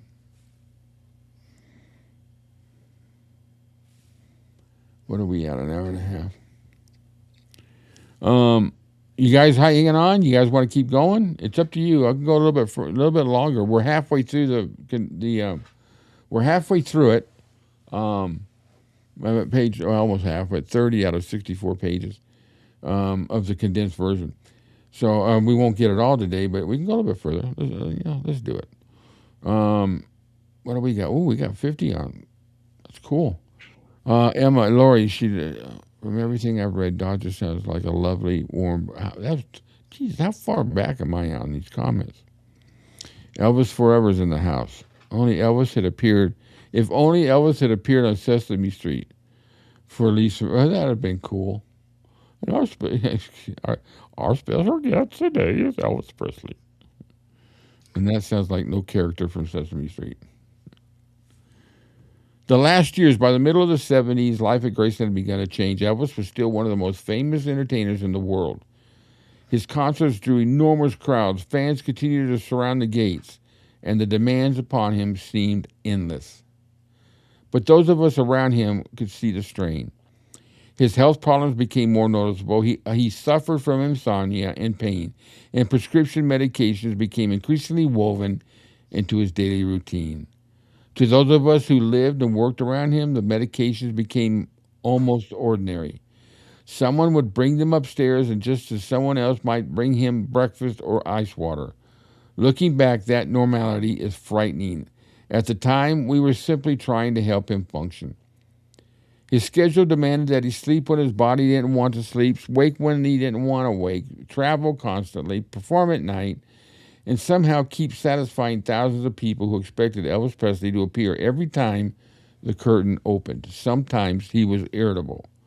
I remember one incident when Elvis believed he had ignored his request, that we had ignored his request for a meal. He had been pressing the wrong intercom button and didn't realize we had never heard him. After waiting, he came downstairs furious. A chair went into the wall and everyone scattered. When the misunderstanding was fully explained, he calmed down and apologized. That was typical of him. If he realized he had hurt someone, it bothered him afterward. Even when the later years became difficult, I never forgot the Elvis who had welcomed me to Graceland, helped my family, laughed at his own jokes, and sat there talking about heaven. And none of us could have imagined how suddenly those years were about to come to an end. Lord, save my boy. August 16th, 1977 began like so many other hot Memphis mornings. Elvis was scheduled to leave another concert tour, and Graceland was already beginning to take on that familiar atmosphere of preparation. Clothing was being packed, arrangements were being made, and everyone seemed aware of the pressure that came with another long stretch. I arrived at work around 6 that morning. Elvis had been out in the racquetball building with Ginger, Billy Smith, and Billy's wife, Jo. When he came back inside, sometime around 6:30, he looked as though he had worked up a sweat. I asked if I could fix him anything to eat, and he said he wasn't hungry. What he wanted was ice water and sleep. I fixed the water, and Pauline took it upstairs. When she came back down, she remarked that Elvis had practically grabbed the glass from her hand because he was so thirsty. I didn't think much about it at the time. Elvis had been restless the night before. He and Ginger had ridden his motorcycle through the neighborhood, something he enjoyed because it allowed him to get outside without immediately attracting a crowd. They had also gone to his dentist late that night and returned to Graceland sometime afterward. There were other things weighing on him. The book written by 3 of his former bodyguards had recently appeared, and Elvis was worried about how his fans would react. The upcoming tour would be the first since the book's release. He and Ginger were also having problems. They had argued the previous night about whether she would accompany him on the tour. Isn't there like discussions that there were no argument and there was an argument, or if it's just the story I'm thinking of? I'm going to take a drink here. Hold on.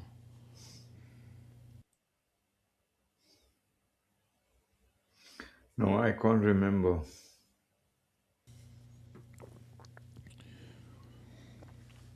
The book was written by 3 of his former bodyguards, had recently appeared, and Elvis was worried about how his fans would react.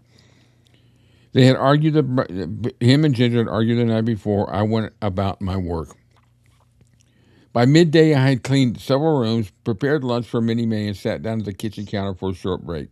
I was watching television when the upstairs intercom rang. I expected Elvis. Instead, I heard Ginger. Something's very wrong. At first, she asked if any of the bodyguards were nearby. Then she began crying. Something is terribly wrong with Elvis. I tried to understand what she was saying, but she became increasingly upset. I hung up and ran upstairs. Going into Elvis's private rooms without being called was sometimes none of us normally did. That upstairs area belonged to him. We respected his privacy completely. But this was different. I went through the dressing room and toward the bathroom. At first, I saw nothing unusual. Then through the doorway, I saw Elvis reflected in the mirror. He was lying face down on the bathroom floor. His face was against the thick red carpet. He appeared he had been sitting on the commode, trying to stand and falling forward.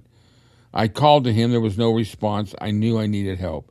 I ran downstairs just as 𝗟𝗏 came through the back door. I told him Elvis was unconscious on the bathroom floor. Al rushed upstairs. Seconds later, he came back down and said Elvis was in serious trouble. 𝗘𝗍𝗃𝗏 arrived and went upstairs with him. Then Vernon came into the house with Patsy. I'll never forget him. He was already in poor health and looked as if his legs could barely hold him.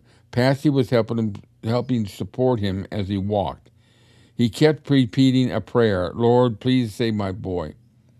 Charlie Hodge came into the kitchen unaware of what had happened and started toward the coffee pot. At first he thought perhaps someone had played another joke on Vernon. I told him it was no joke. Something was wrong with Elvis. Charlie's face went white. He went upstairs. We all desperately wanted to believe Elvis could still be saved.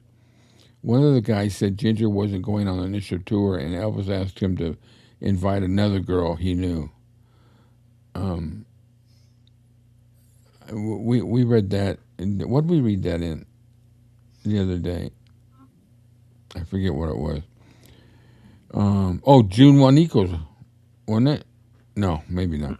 The ambulance, because this is too late in the time frame. The ambulance finally came through the gates. I opened the front door and directed the paramedics upstairs. Then I waited. Those minutes seemed endless. When they finally brought Elvis down on the stretcher, I stood in the foyer. He was wearing a blue pajama top and was covered to the chest with a sheet. For a moment, he almost appeared to be sleeping, but his face looked wrong. It was discolored and distorted, and I could not see any movement. In my heart, I think I already knew.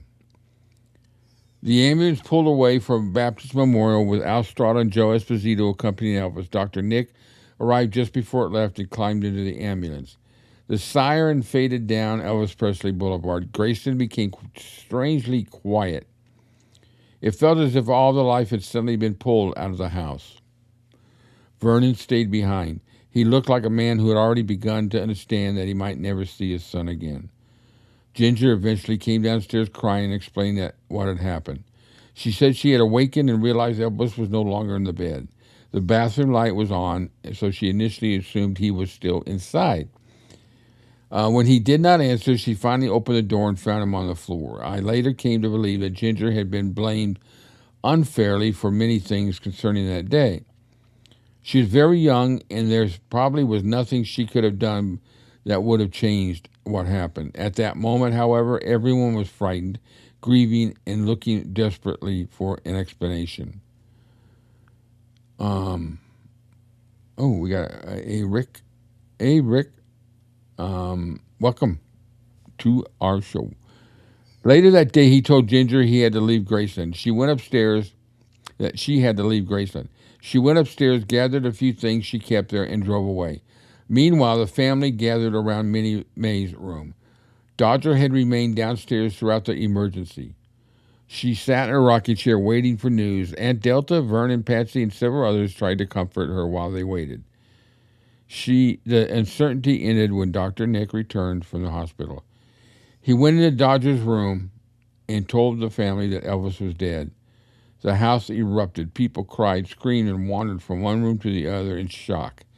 I remember Vernon collapsing into a chair and crying that his baby was gone. Nothing anyone could say would comfort him. By mid-afternoon, the news was on the news. Then on the television. Then the telephones began ringing. Calls from everywhere. Within hours, the entire world knew Elvis was dead. Yet in the middle of that grief, life inside Graceland still demanded attention. Lisa Marie was there. She was only 9 years old, and at one point I realized I had not seen her and went upstairs looking for her. Now, there's a discussion that we've talked about before. Who of all that were there went to go look for Lisa to see how she was doing, and Mm-hmm. lo and behold, it was the maid, the cook. Mm-hmm. Insane. Yeah, I agree, Mary. At one point, I realized I'd not seen her and went upstairs looking for her. She was in her bedroom with the door locked. I could hear her crying. She would not come out. Then I asked her the question I had dreaded. It was her daddy, wasn't it? I couldn't lie to her. Eventually, the door opened and Lisa ran into my arms. I held her and brought her downstairs as she would be with her family. Later, when Dr. Nick formally told everyone Elvis had died, Lisa apparently wasn't in the room. For part of the afternoon, she rode around the grounds in her little blue golf cart, almost as though a child could momentarily escape the unbearable thing happening in the house.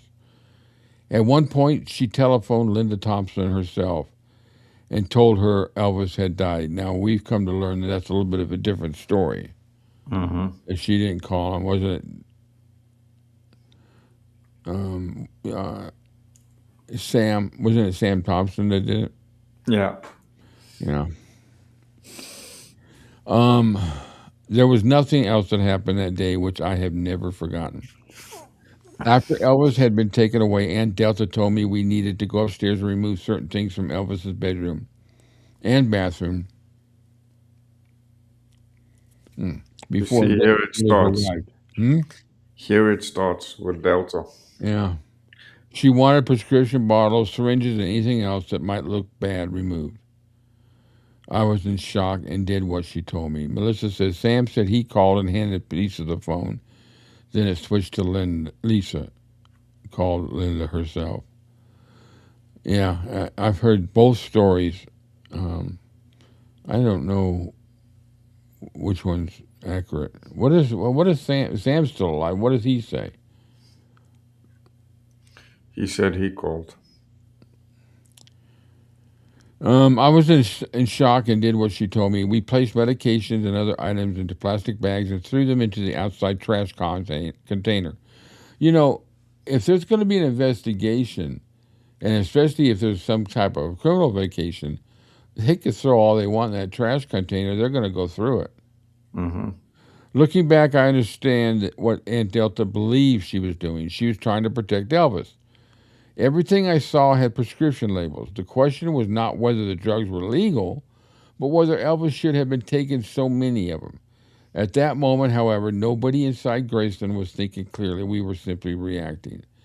When you think about how disturbing it is, they can't even be truthful about the day he passed. Unbelievable comment. Yeah. He now says Lisa called herself. Has to cover.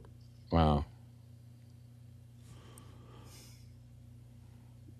You know, and usually the truth is the better story. Yeah.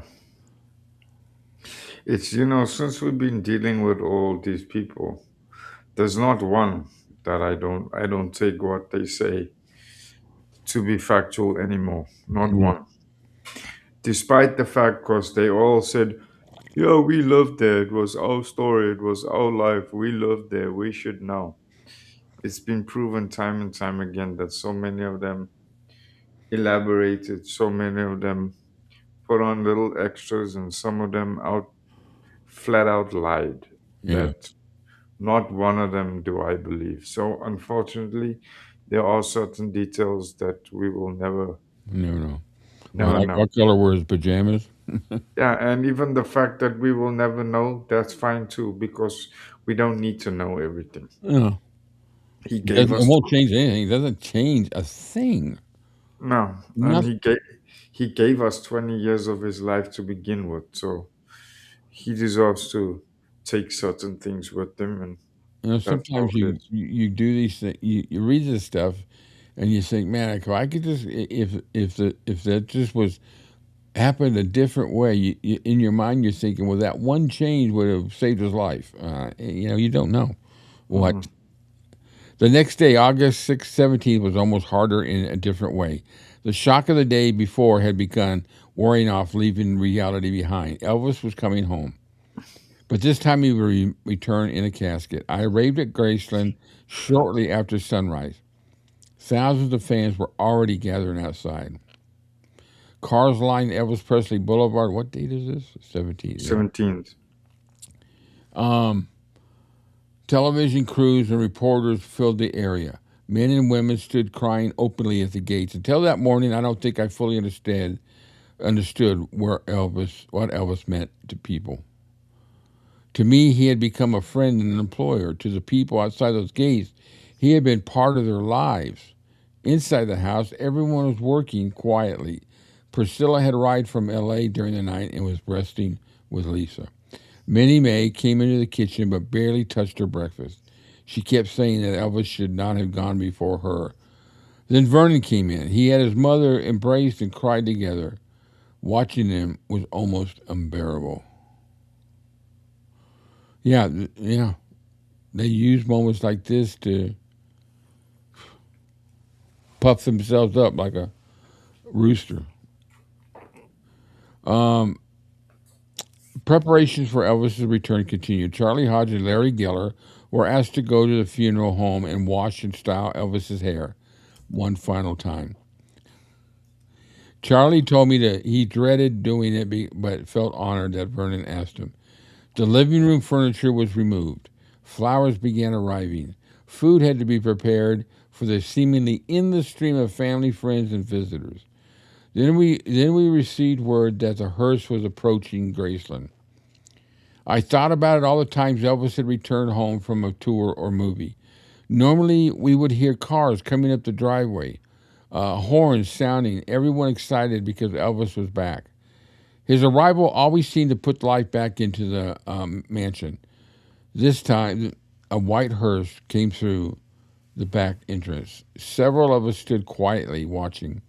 The hearse came around to the front of the mansion. The casket was carried inside and placed near the entrance to the music room. Elvis was home for the last time. From the dining room, I could see his dark hair. I finally walked forward to view him. Al Strada came with me but stepped away after a moment, leaving me standing alone before the casket. Elvis looked different. His face seemed thinner. He was wearing a coat and tie, which was not how I was accustomed to seeing him at home. For years I had handled his clothes, folded his sweaters, cleaned his bedroom, and cared for his belongings without ever thinking that someday I would stand here looking at him dressed for burial. Naturally, I began asking myself all the questions people ask after someone dies. Was there something I should have noticed? Could I have done anything? Had there been some warning? Then the better memories come. I remembered the jokes, the singing, the conversations, the kindness. I chose to picture Elvis free from the pain he had endured during his final years. That helped me walk away from the casket. Later that afternoon, Vernon decided to allow the fans to come through Graceland and view Elvis. Security people were nervous. No one knew what thousands of grief-stricken fans might do once they entered the grounds. But Vernon believed Elvis would have wanted his fans to have that final opportunity. So the gates opened, the fans filed slowly into the mansion. Some fainted from the heat and emotion. Others cried uncontrollably. Security stood around the casket, making certain that no one touched Elvis or took photographs. Those of us inside Graceland watched them come. Young and old, men and women, rich and poor. For hours they passed the casket. It was one of the clearest demonstrations I'd ever witnessed of how deeply Elvis had touched people. The viewing had originally been planned for 2 hours. The crowds were so enormous that Vernon extended it, then he extended it again. Eventually the gates remained open for about 3.5 hours. Then, when they finally closed, tens of thousands were still outside. Elvis had always drawn crowds. Even death had not changed that. According to Nancy, Vernon told Ginger to get out of the house the day Elvis passed. Yeah, I think we touch on that a little bit. Linda and Lamar at the funeral wanted to sell pictures Elvis had of Priscilla, saying, says it's all about who and what they are. Wow. What slime buckets, man.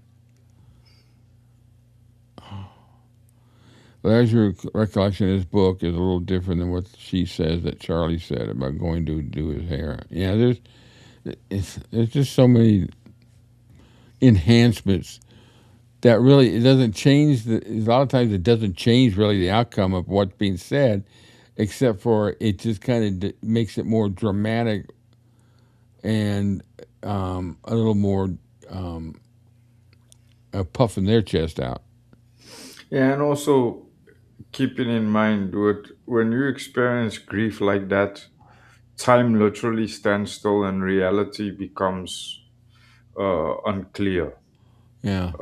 You your mind switches off from reality and you create whatever you need to create to get you through the time. So it's not impossible that certain memories would become expanded upon or embellished or totally different. Not that it was ever done purposefully all the time. It just happens with some people. Lisa sat on the grand steps and watched all this. Was anyone holding her? Breaks my heart. Riley said her mom never knew how to deal with her daddy's death. Nobody comforted her. Isn't that horrible? A 9-year-old girl. Or she's just not remembering it correctly. What a sad day. August 18th was the funeral. By then, the disbelief had begun turning into something worse, acceptance. The man we had somehow thought would always be there was going to be buried. Graceland was surrounded by people. Getting to the crowds and into the gates took time. Inside, the mansion was packed with relatives, friends, business associates, and familiar faces from Elvis's life. The upstairs had been locked. Aunt Delta had the lock changed after Elvis's death and controlled the only key. The family wanted to prepare his privacy and protect his personal belongings. From that point forward, the second floor became almost frozen in time. Downstairs, however, everything was in motion. Food had to be prepared for hundreds of people. Restaurants, friends, and relatives sent more. At one point, food was even brought in onto the property by helicopter because getting to the crowds of the gates had become so difficult. The early days of DoorDash. We cooked whatever we could find: fried chicken, barbecue, spaghetti, vegetables, salads, and sandwiches. There was also hundreds of police officers, sheriff's deputies, paramedics, security personnel. We made plates and delivered food and cold drinks to them throughout the day. Keeping busy helped. Cooking gave me something to do besides think about what was about to happen in the front of the house. A little before 2 o'clock, funeral home personnel began gathering around for the service. Minnie, Maid, Aunt Delta, Lisa Marie, Priscilla, and Vernon were escorted into the living room and seated near the front. The casket stood near the music room entrance. Hundreds of mourners filled the living room, foyer, and dining room area. Among those attending were James Brown, George Hamilton, Anne, Margaret, and Roger Smith. On another day, seeing such famous people inside Graceland would have been exciting. Not today. Lisa says Priscilla reprimanded her for driving around in her golf cart. Wow. Seriously. Yeah. Just goes to show what a piece of work she was. And then she sat there with a two-faced facial expressions, knowing that she put a lien on Graceland a few weeks prior. Yeah, Vernon. Interesting that Vernon wanted Ginger out, worried about Elvis's. Yeah, he should have made sure everyone was out of there. Yeah. But you also got to take a look at the account of what mental anguish he was going through at the time. Yeah. They were there for the same reason everyone else was, to say goodbye. As the funeral service began in the front rooms of Graceland, those of us still working in the kitchen could hear it. And for the first time since I entered those gates 10 years earlier, there was no possibility that Elvis might suddenly come downstairs, walk into the kitchen, and ask what we were fixing. There would be no more breakfast at 3 in the afternoon, no more gospel songs, no more practical jokes, no more voice coming over the intercom. Graceland was still standing, but the man who had made it Graceland was gone. Elvis leaves Graceland.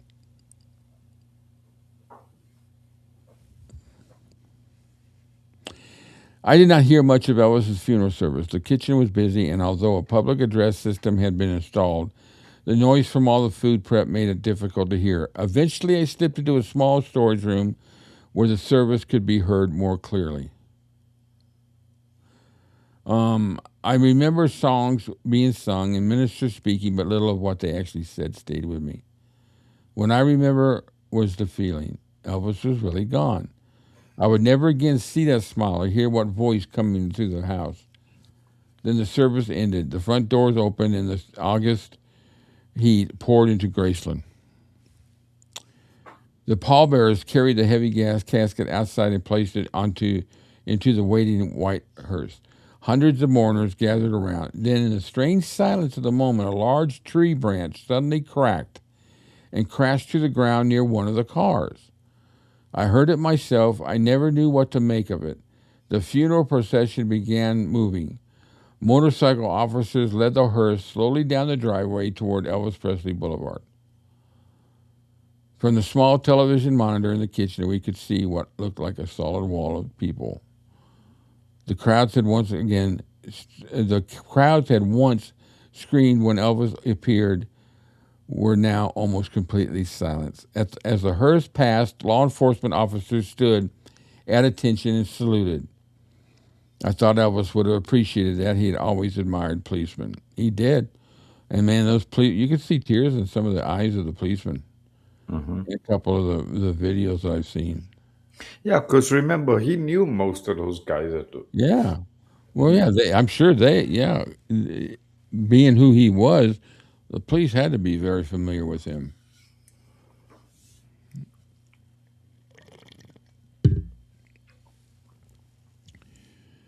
The procession turned toward Forest Hill Cemetery. Elvis was going to be buried near his mother.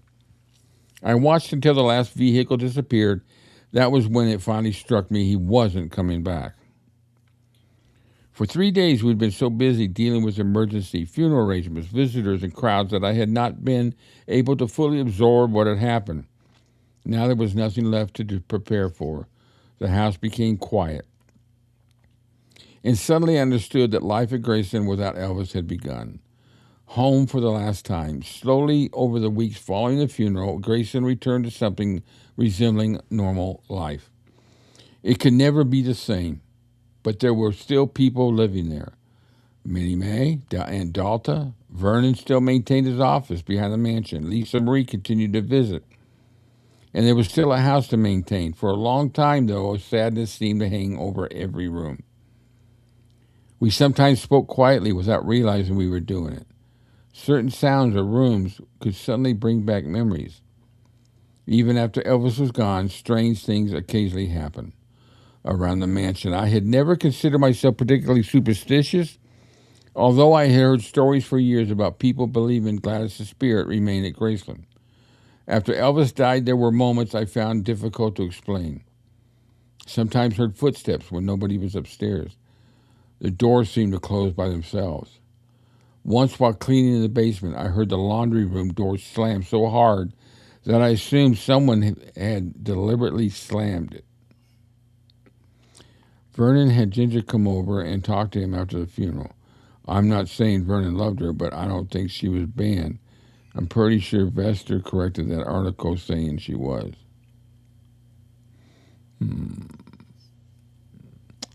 Where was I?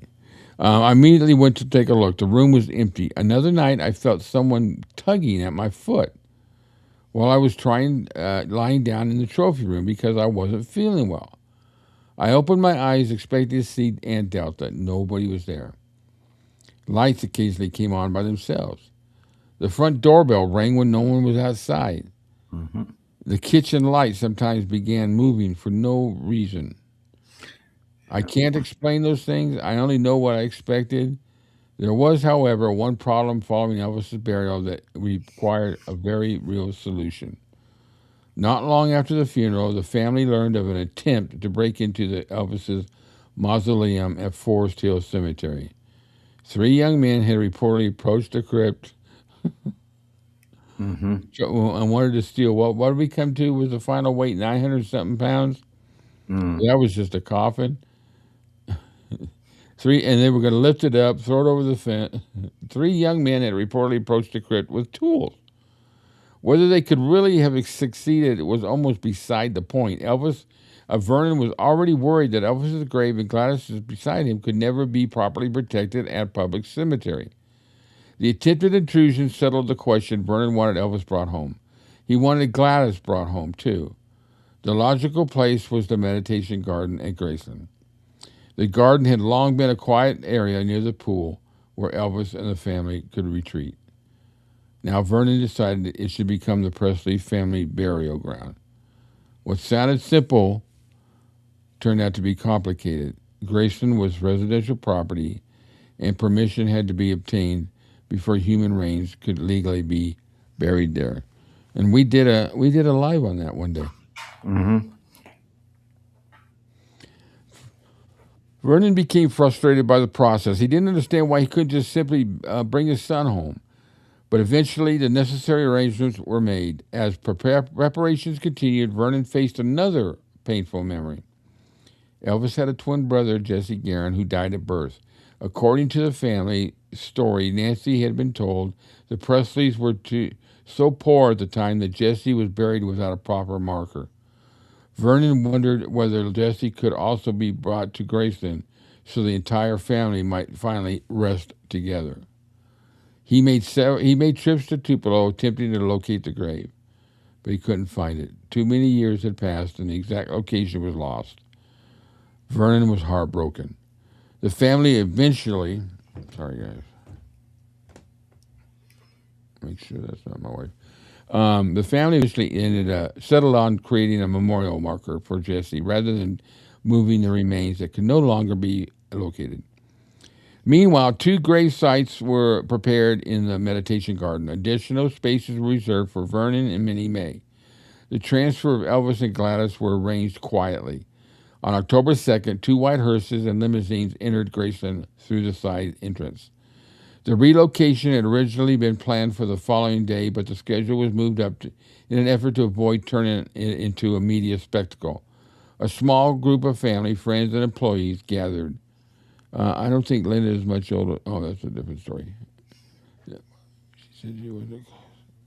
Yeah, Lisa said that she wasn't close to Vernon and she wasn't close to Priscilla's mother in her book.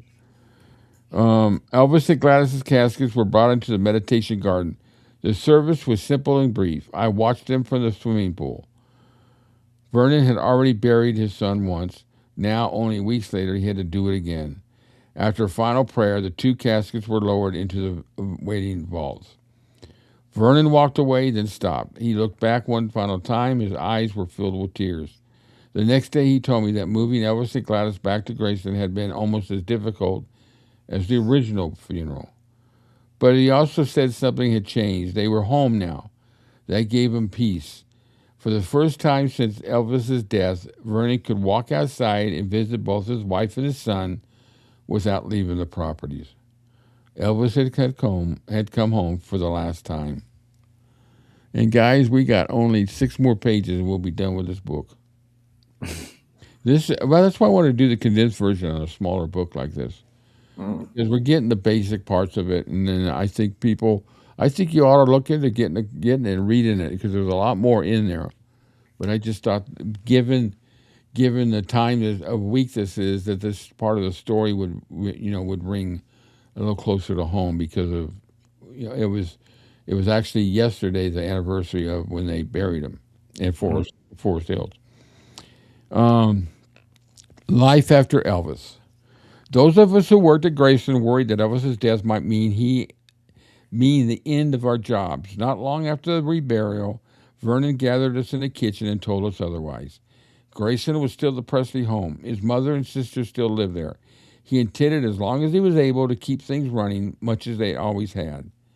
That meant our duties continued. The house still needed cleaning, meals still had to be cooked, laundry still had to be done, the grounds still had to be maintained. But some of the people who had been part of Elvis's daily whirl gradually moved on. Charlie Hodge left Graceland. Billy Smith and his family eventually left as well. The large group that had surrounded Elvis slowly broke apart. The search for Donna was still on. Vernon took greater control of the estate. After divorcing Dee Presley, he moved into the annex apartment at Graceland in 1978. The annex, oh yeah. His health, however, was getting worse. Years of heart trouble were beginning to catch up with him. In October 78, he suffered another heart attack and was taken to Baptist Memorial. When I visited him, he complained about the hospital food and asked me to bring him some home cooking. I did. One day I carried him chopped steaks, green beans, mustard and greens, a baked potato, and rolls. And then I turn and look at what I'm going to be eating for dinner, and I'm just like, oh my God. Yeah, Jamie, it wasn't. Obviously, it wasn't in there. He ate everything. The next day, I brought fried chicken, cabbage, and cornbread.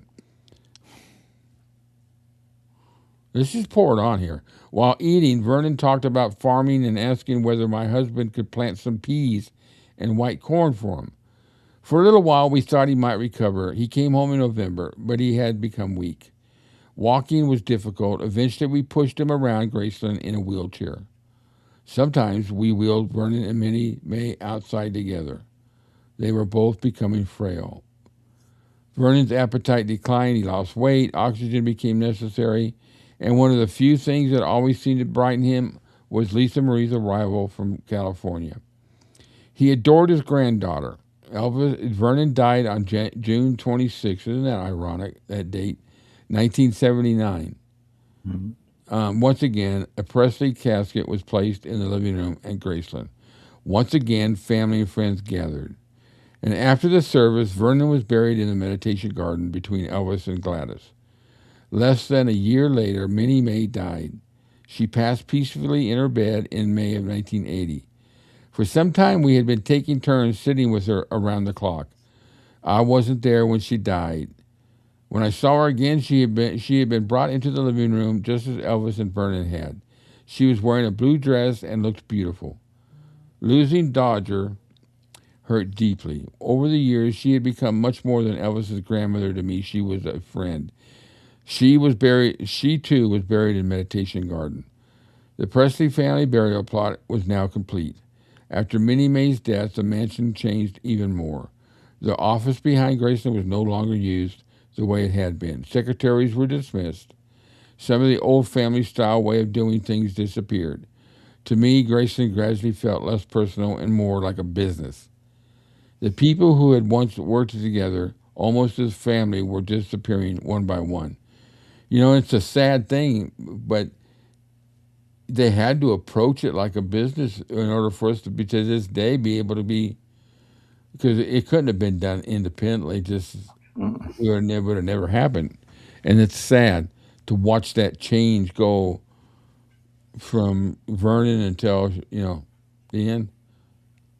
The people who had once worked together almost as a family were disappearing one by one. Now, Aunt Delta was the last Presley family member living inside the mansion. That could not have been easy for her. Elvis was gone. Vernon was gone.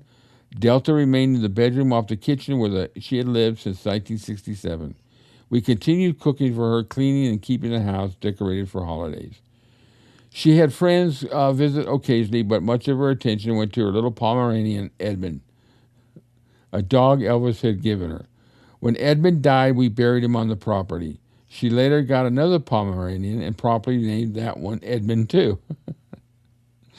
We used to joke that if there was such a thing as coming back in another life, we wanted to come back as one of Aunt Delta's dogs. They were treated better than most people. By then, Graceland itself had changed forever. The mansion had opened to the public Tourists passed through rooms where I had once vacuumed around Elvis while he sat watching TV. They looked into the dining room where he had eaten his strange hour breakfast. They walked through the basement rooms where he had listened to records and watched television. The house was becoming a shrine to a man I remember simply walking around in his pajamas. And Delta remained there until 1993. Toward the end of her life, she became bedridden. She died in her sleep. Her funeral was held at Forest Hill rather than Graceland. Several dozen relatives and friends attended. After her death, the kitchen was finally added to the public tour. That was when Graceland truly ceased being a private family home. Sometimes I would drive past the mansion at night. The windows would be dark. The rooms that had once been filled with people, music, laughter, arguments, children, dogs, employees, and Elvis himself were empty except for an occasional maintenance or cleaning crew. It was difficult to imagine. When I first entered those gates in 1967, I had no idea how deeply Graceland had become part of my life. I had gone there for a housekeeping job. Instead, I became a witness to a remarkable family and an extraordinary time. I saw Elvis when there was no audiences, cameras, or stage lights. We've got two stories here that we've been talking about with Donna Lewis, who just happened to be driving by, went to the gate. Now, next thing you know, they're working for Graceland. You got Nancy Brooks, who's just a housekeeper, ran into Elvis, years earlier or a picture or something. And look at, I just had a chance, just had a flip of a coin almost. I saw him tired. I saw him angry. I saw him laugh. I watched him play with his daughter. I cooked his meals. I listened to him talk about his problems. I heard him sing gospel songs when there was no microphone in front of him. I saw him as a man. That is the Elvis Presley I remember. Not the image, not the movie star, not the legend. The man who wanted his home to be the one place where he did not have to be Elvis Presley for everybody. For 10 years, I had the privilege of seeing that man. And when I think about Graceland now, I don't first think about the crowds or the museum it became. I remember the sounds. Dodger playing piano, Lisa Marie running through the rooms, Aunt Delta calling from the kitchen, Elvis laughing somewhere upstairs, a voice coming through the intercom asking what there was there to eat. Those sounds are gone now, but the memories remain. And I will always be thankful that for a small part of my life, I was there inside Graceland. The end. Wow. So, like I said, it's a condensed. There's obviously more stories in there. It's hard to pick and choose which one to do. I really did want to do this in one show because I'd like to get to other books too. But tell me in your comments what you thought about it. Was it a good? Do you like it done this way, where I condense it and we just review the highlights of it, and you guys can make a choice to go buy the book? Because obviously, there's no way I could sit here and read a whole book, whether it's for copyright reasons or just for the boredom of it. This one just kind of gives you a good overall entertaining view of what happened. Okay, so that was yeah. So I'm going to do that with more. I might do our Man Friday, my Elvis's Man Friday, next. The one Gene Smith wrote. I don't know that one. Yeah, it's a good book. I haven't read it since I got it. Oh my God, I'm so ugly crying right now. It's just sad. I got chills in a lot of spots when she was talking about things, Yeah, people have forgotten that. Right up to this day, they've forgotten that. It's like they're so focused on the image that very few people realize that he was actually a human being that lived on this planet and did human things and had human frailties, and and that's sad because it almost makes, when people see him like that outside of the human side, Yeah. it almost makes what he went through seem irrelevant and unappreciated. It's like we don't acknowledge the hardships, but thank you for the good that you gave. It's and that's why I try. That's why I feel the way I do. when people inflate the story so much and they don't want to accept the human side. You have to accept the human side, because if you don't, then you don't appreciate No. what he did, what he's doing, and what he will do in future. And that is continue to bring people together. There's a few different perspectives in this book of him that I never thought of, and it was really good. The whole relationship between him and Nancy from the very beginning. You know, he was just the kind of man that makes you feel comfortable. Oh, these freaking politic robocalls that they do, it irritates the shit out of me. No, that's Fridays. We'll be back on that. We've probably got 2 more shows of that one. We got this Friday, and then next Friday, and we'll be finished with June's book. So, hey girl, hey my little girl. Oh, that's Finnegan. Hey Finnegan, sorry. Elvis was on the verge of kicking her out several times. Who is that? Is that Aunt Delta you guys talking about? Or no, it wasn't Aunt Delta. Was it? I don't know. I enjoyed that. I thought that was. I came to me last. I think if y'all remember me, what I said on a coffee date on Sunday. I said I'm not sure what I'm going to do for this Wednesday. And last night I was in the Zoom movie, and I said I don't know what we're going to do tomorrow. And it's just for some reason I've been cleaning up my computer, getting rid of old files, and I came across her book in a file to say, let's do this book eventually. And heck, I'll do it. Thought it was great. I could file it to the shelf, and we'll move on to the next one. Kelsey, thanks for joining us. Yeah, it was a good book. Satin and Jamie. So that's 2 hours and 15 minutes. That's not bad for a book to discuss. We had a good chat, an interesting chat, some suggestive chat, invigorating. Gene's book is interesting. One of the few that gives him credit, and the childhood stories are great. Yeah, I think we'll do that next. How many pages is that? Let me see. 748. Who? Gene's book? No, it's not. 48. What was it? Man Friday. What was it? Man Friday. Come on, where's it at? There's some. Yeah. Well, duh, Rick. I'm just going to say there's so many books that has the name Elvis in it. It's hard to find them. But then, no shit, Rick. Of course. What are you going to think? What do you think they're going to say? Pee Wee Herman? Something stupid. Okay, let me do this. Do this Friday. And there they are now trying. See? I know you guys can hear that. No, I can't. Stop it. There it goes. I should pick it up and just tell them to. Just leave it there. I do that with numbers. I don't know. I answer it and I put it down on the table next to me. Well, it's a robocall, so that's Man Friday. For Friday. Somebody's probably already commented how many pages it is. No. Okay, there it is. It is.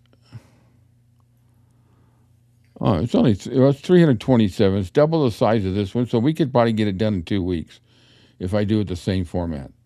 So what do y'all want to do that next? Let's do. Okay, cool. Can't wait for Gene. I would stick a poll up, but then I would do a poll right here, but that doesn't even sound any better either. How about if I just shut the hell up and we'll just go with Gene? You can't redeem yourself after a statement like that. I know. I still got to look up, what is it, Budgie? What is it? Okay. Yeah. For shits and giggles. Budgie meaning. Oh, that's an animal. What does it mean in slang?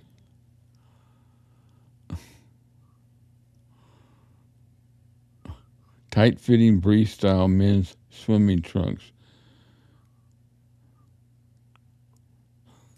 Well, I think I know what it means to everybody in this group. Thanks, guys. We had a nice group, about 50 people average. So that's a nice group to be reading to. I love it. Budgie smugglers.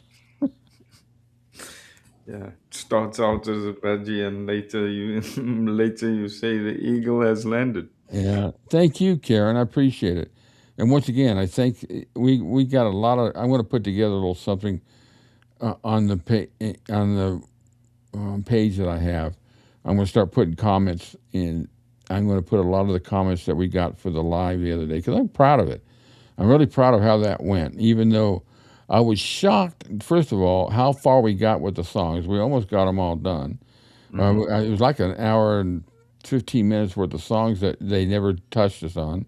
Then it starts into the song Life, and we're, three verses and three lines into it, and all of a sudden, bing. Boom. And then by the time we got back on, they were just about finishing up. So we just, excuse me, we just ended it right there. But it was fun, man. Great chat. I'll have to show you the chat. It's just so, it's normal chats like today will probably be around 35 pages worth of chat. Normal, 8.5 by 11 type pages. I would imagine that one's probably going to be well over 100 some pages of chat. But Wow. it's fun to read them because, especially when you get out when the conversations kind of wander off into what do you call it, romantic land. I don't know what else to call it. Frisky land. I don't want to Unmentionable say horny territory. land, but it's already just said it. So anyway, this was fun, guys. I appreciate it. I'm glad we did this today. Yeah. We have Inside the Studio coming up this Saturday, and I'm looking. I think that I'm able. I think what I'm going to do, if I can find enough of them in the proper tracks, I'm going to do 3 songs from the '50s, and there are some out there. There are some session takes. I've been looking, so I'm going to see if I can find some. But back then, he was doing like 25, 30 takes of a song. But Mm. most of them were like quick, screw ups. But it'd be interesting to hear the conversation. Him, man, my name's Elvis Presley. I'm from Memphis, Tennessee, and I'm here. I'm going to sing a little Blue Moon, Kentucky for you. Is that all right with you, sir? My mama drove us down in our Plymouth, and then today it was like, hey, thank you very much. Sure, he's man like a fool. I'm not making fun of anybody. Trust me. All right, guys. Let's see. Let's see if we gained any. Did we gain? Was it 377? Right. Wow, we gained 2 during the show. 2 more subscribers. Wow. So we're gonna we're going to hit that number soon. And the next mark's 40. So y'all know what I gotta remember where I put it. We're giving away that one of those FTD sets that I got as a giveaway. Duh.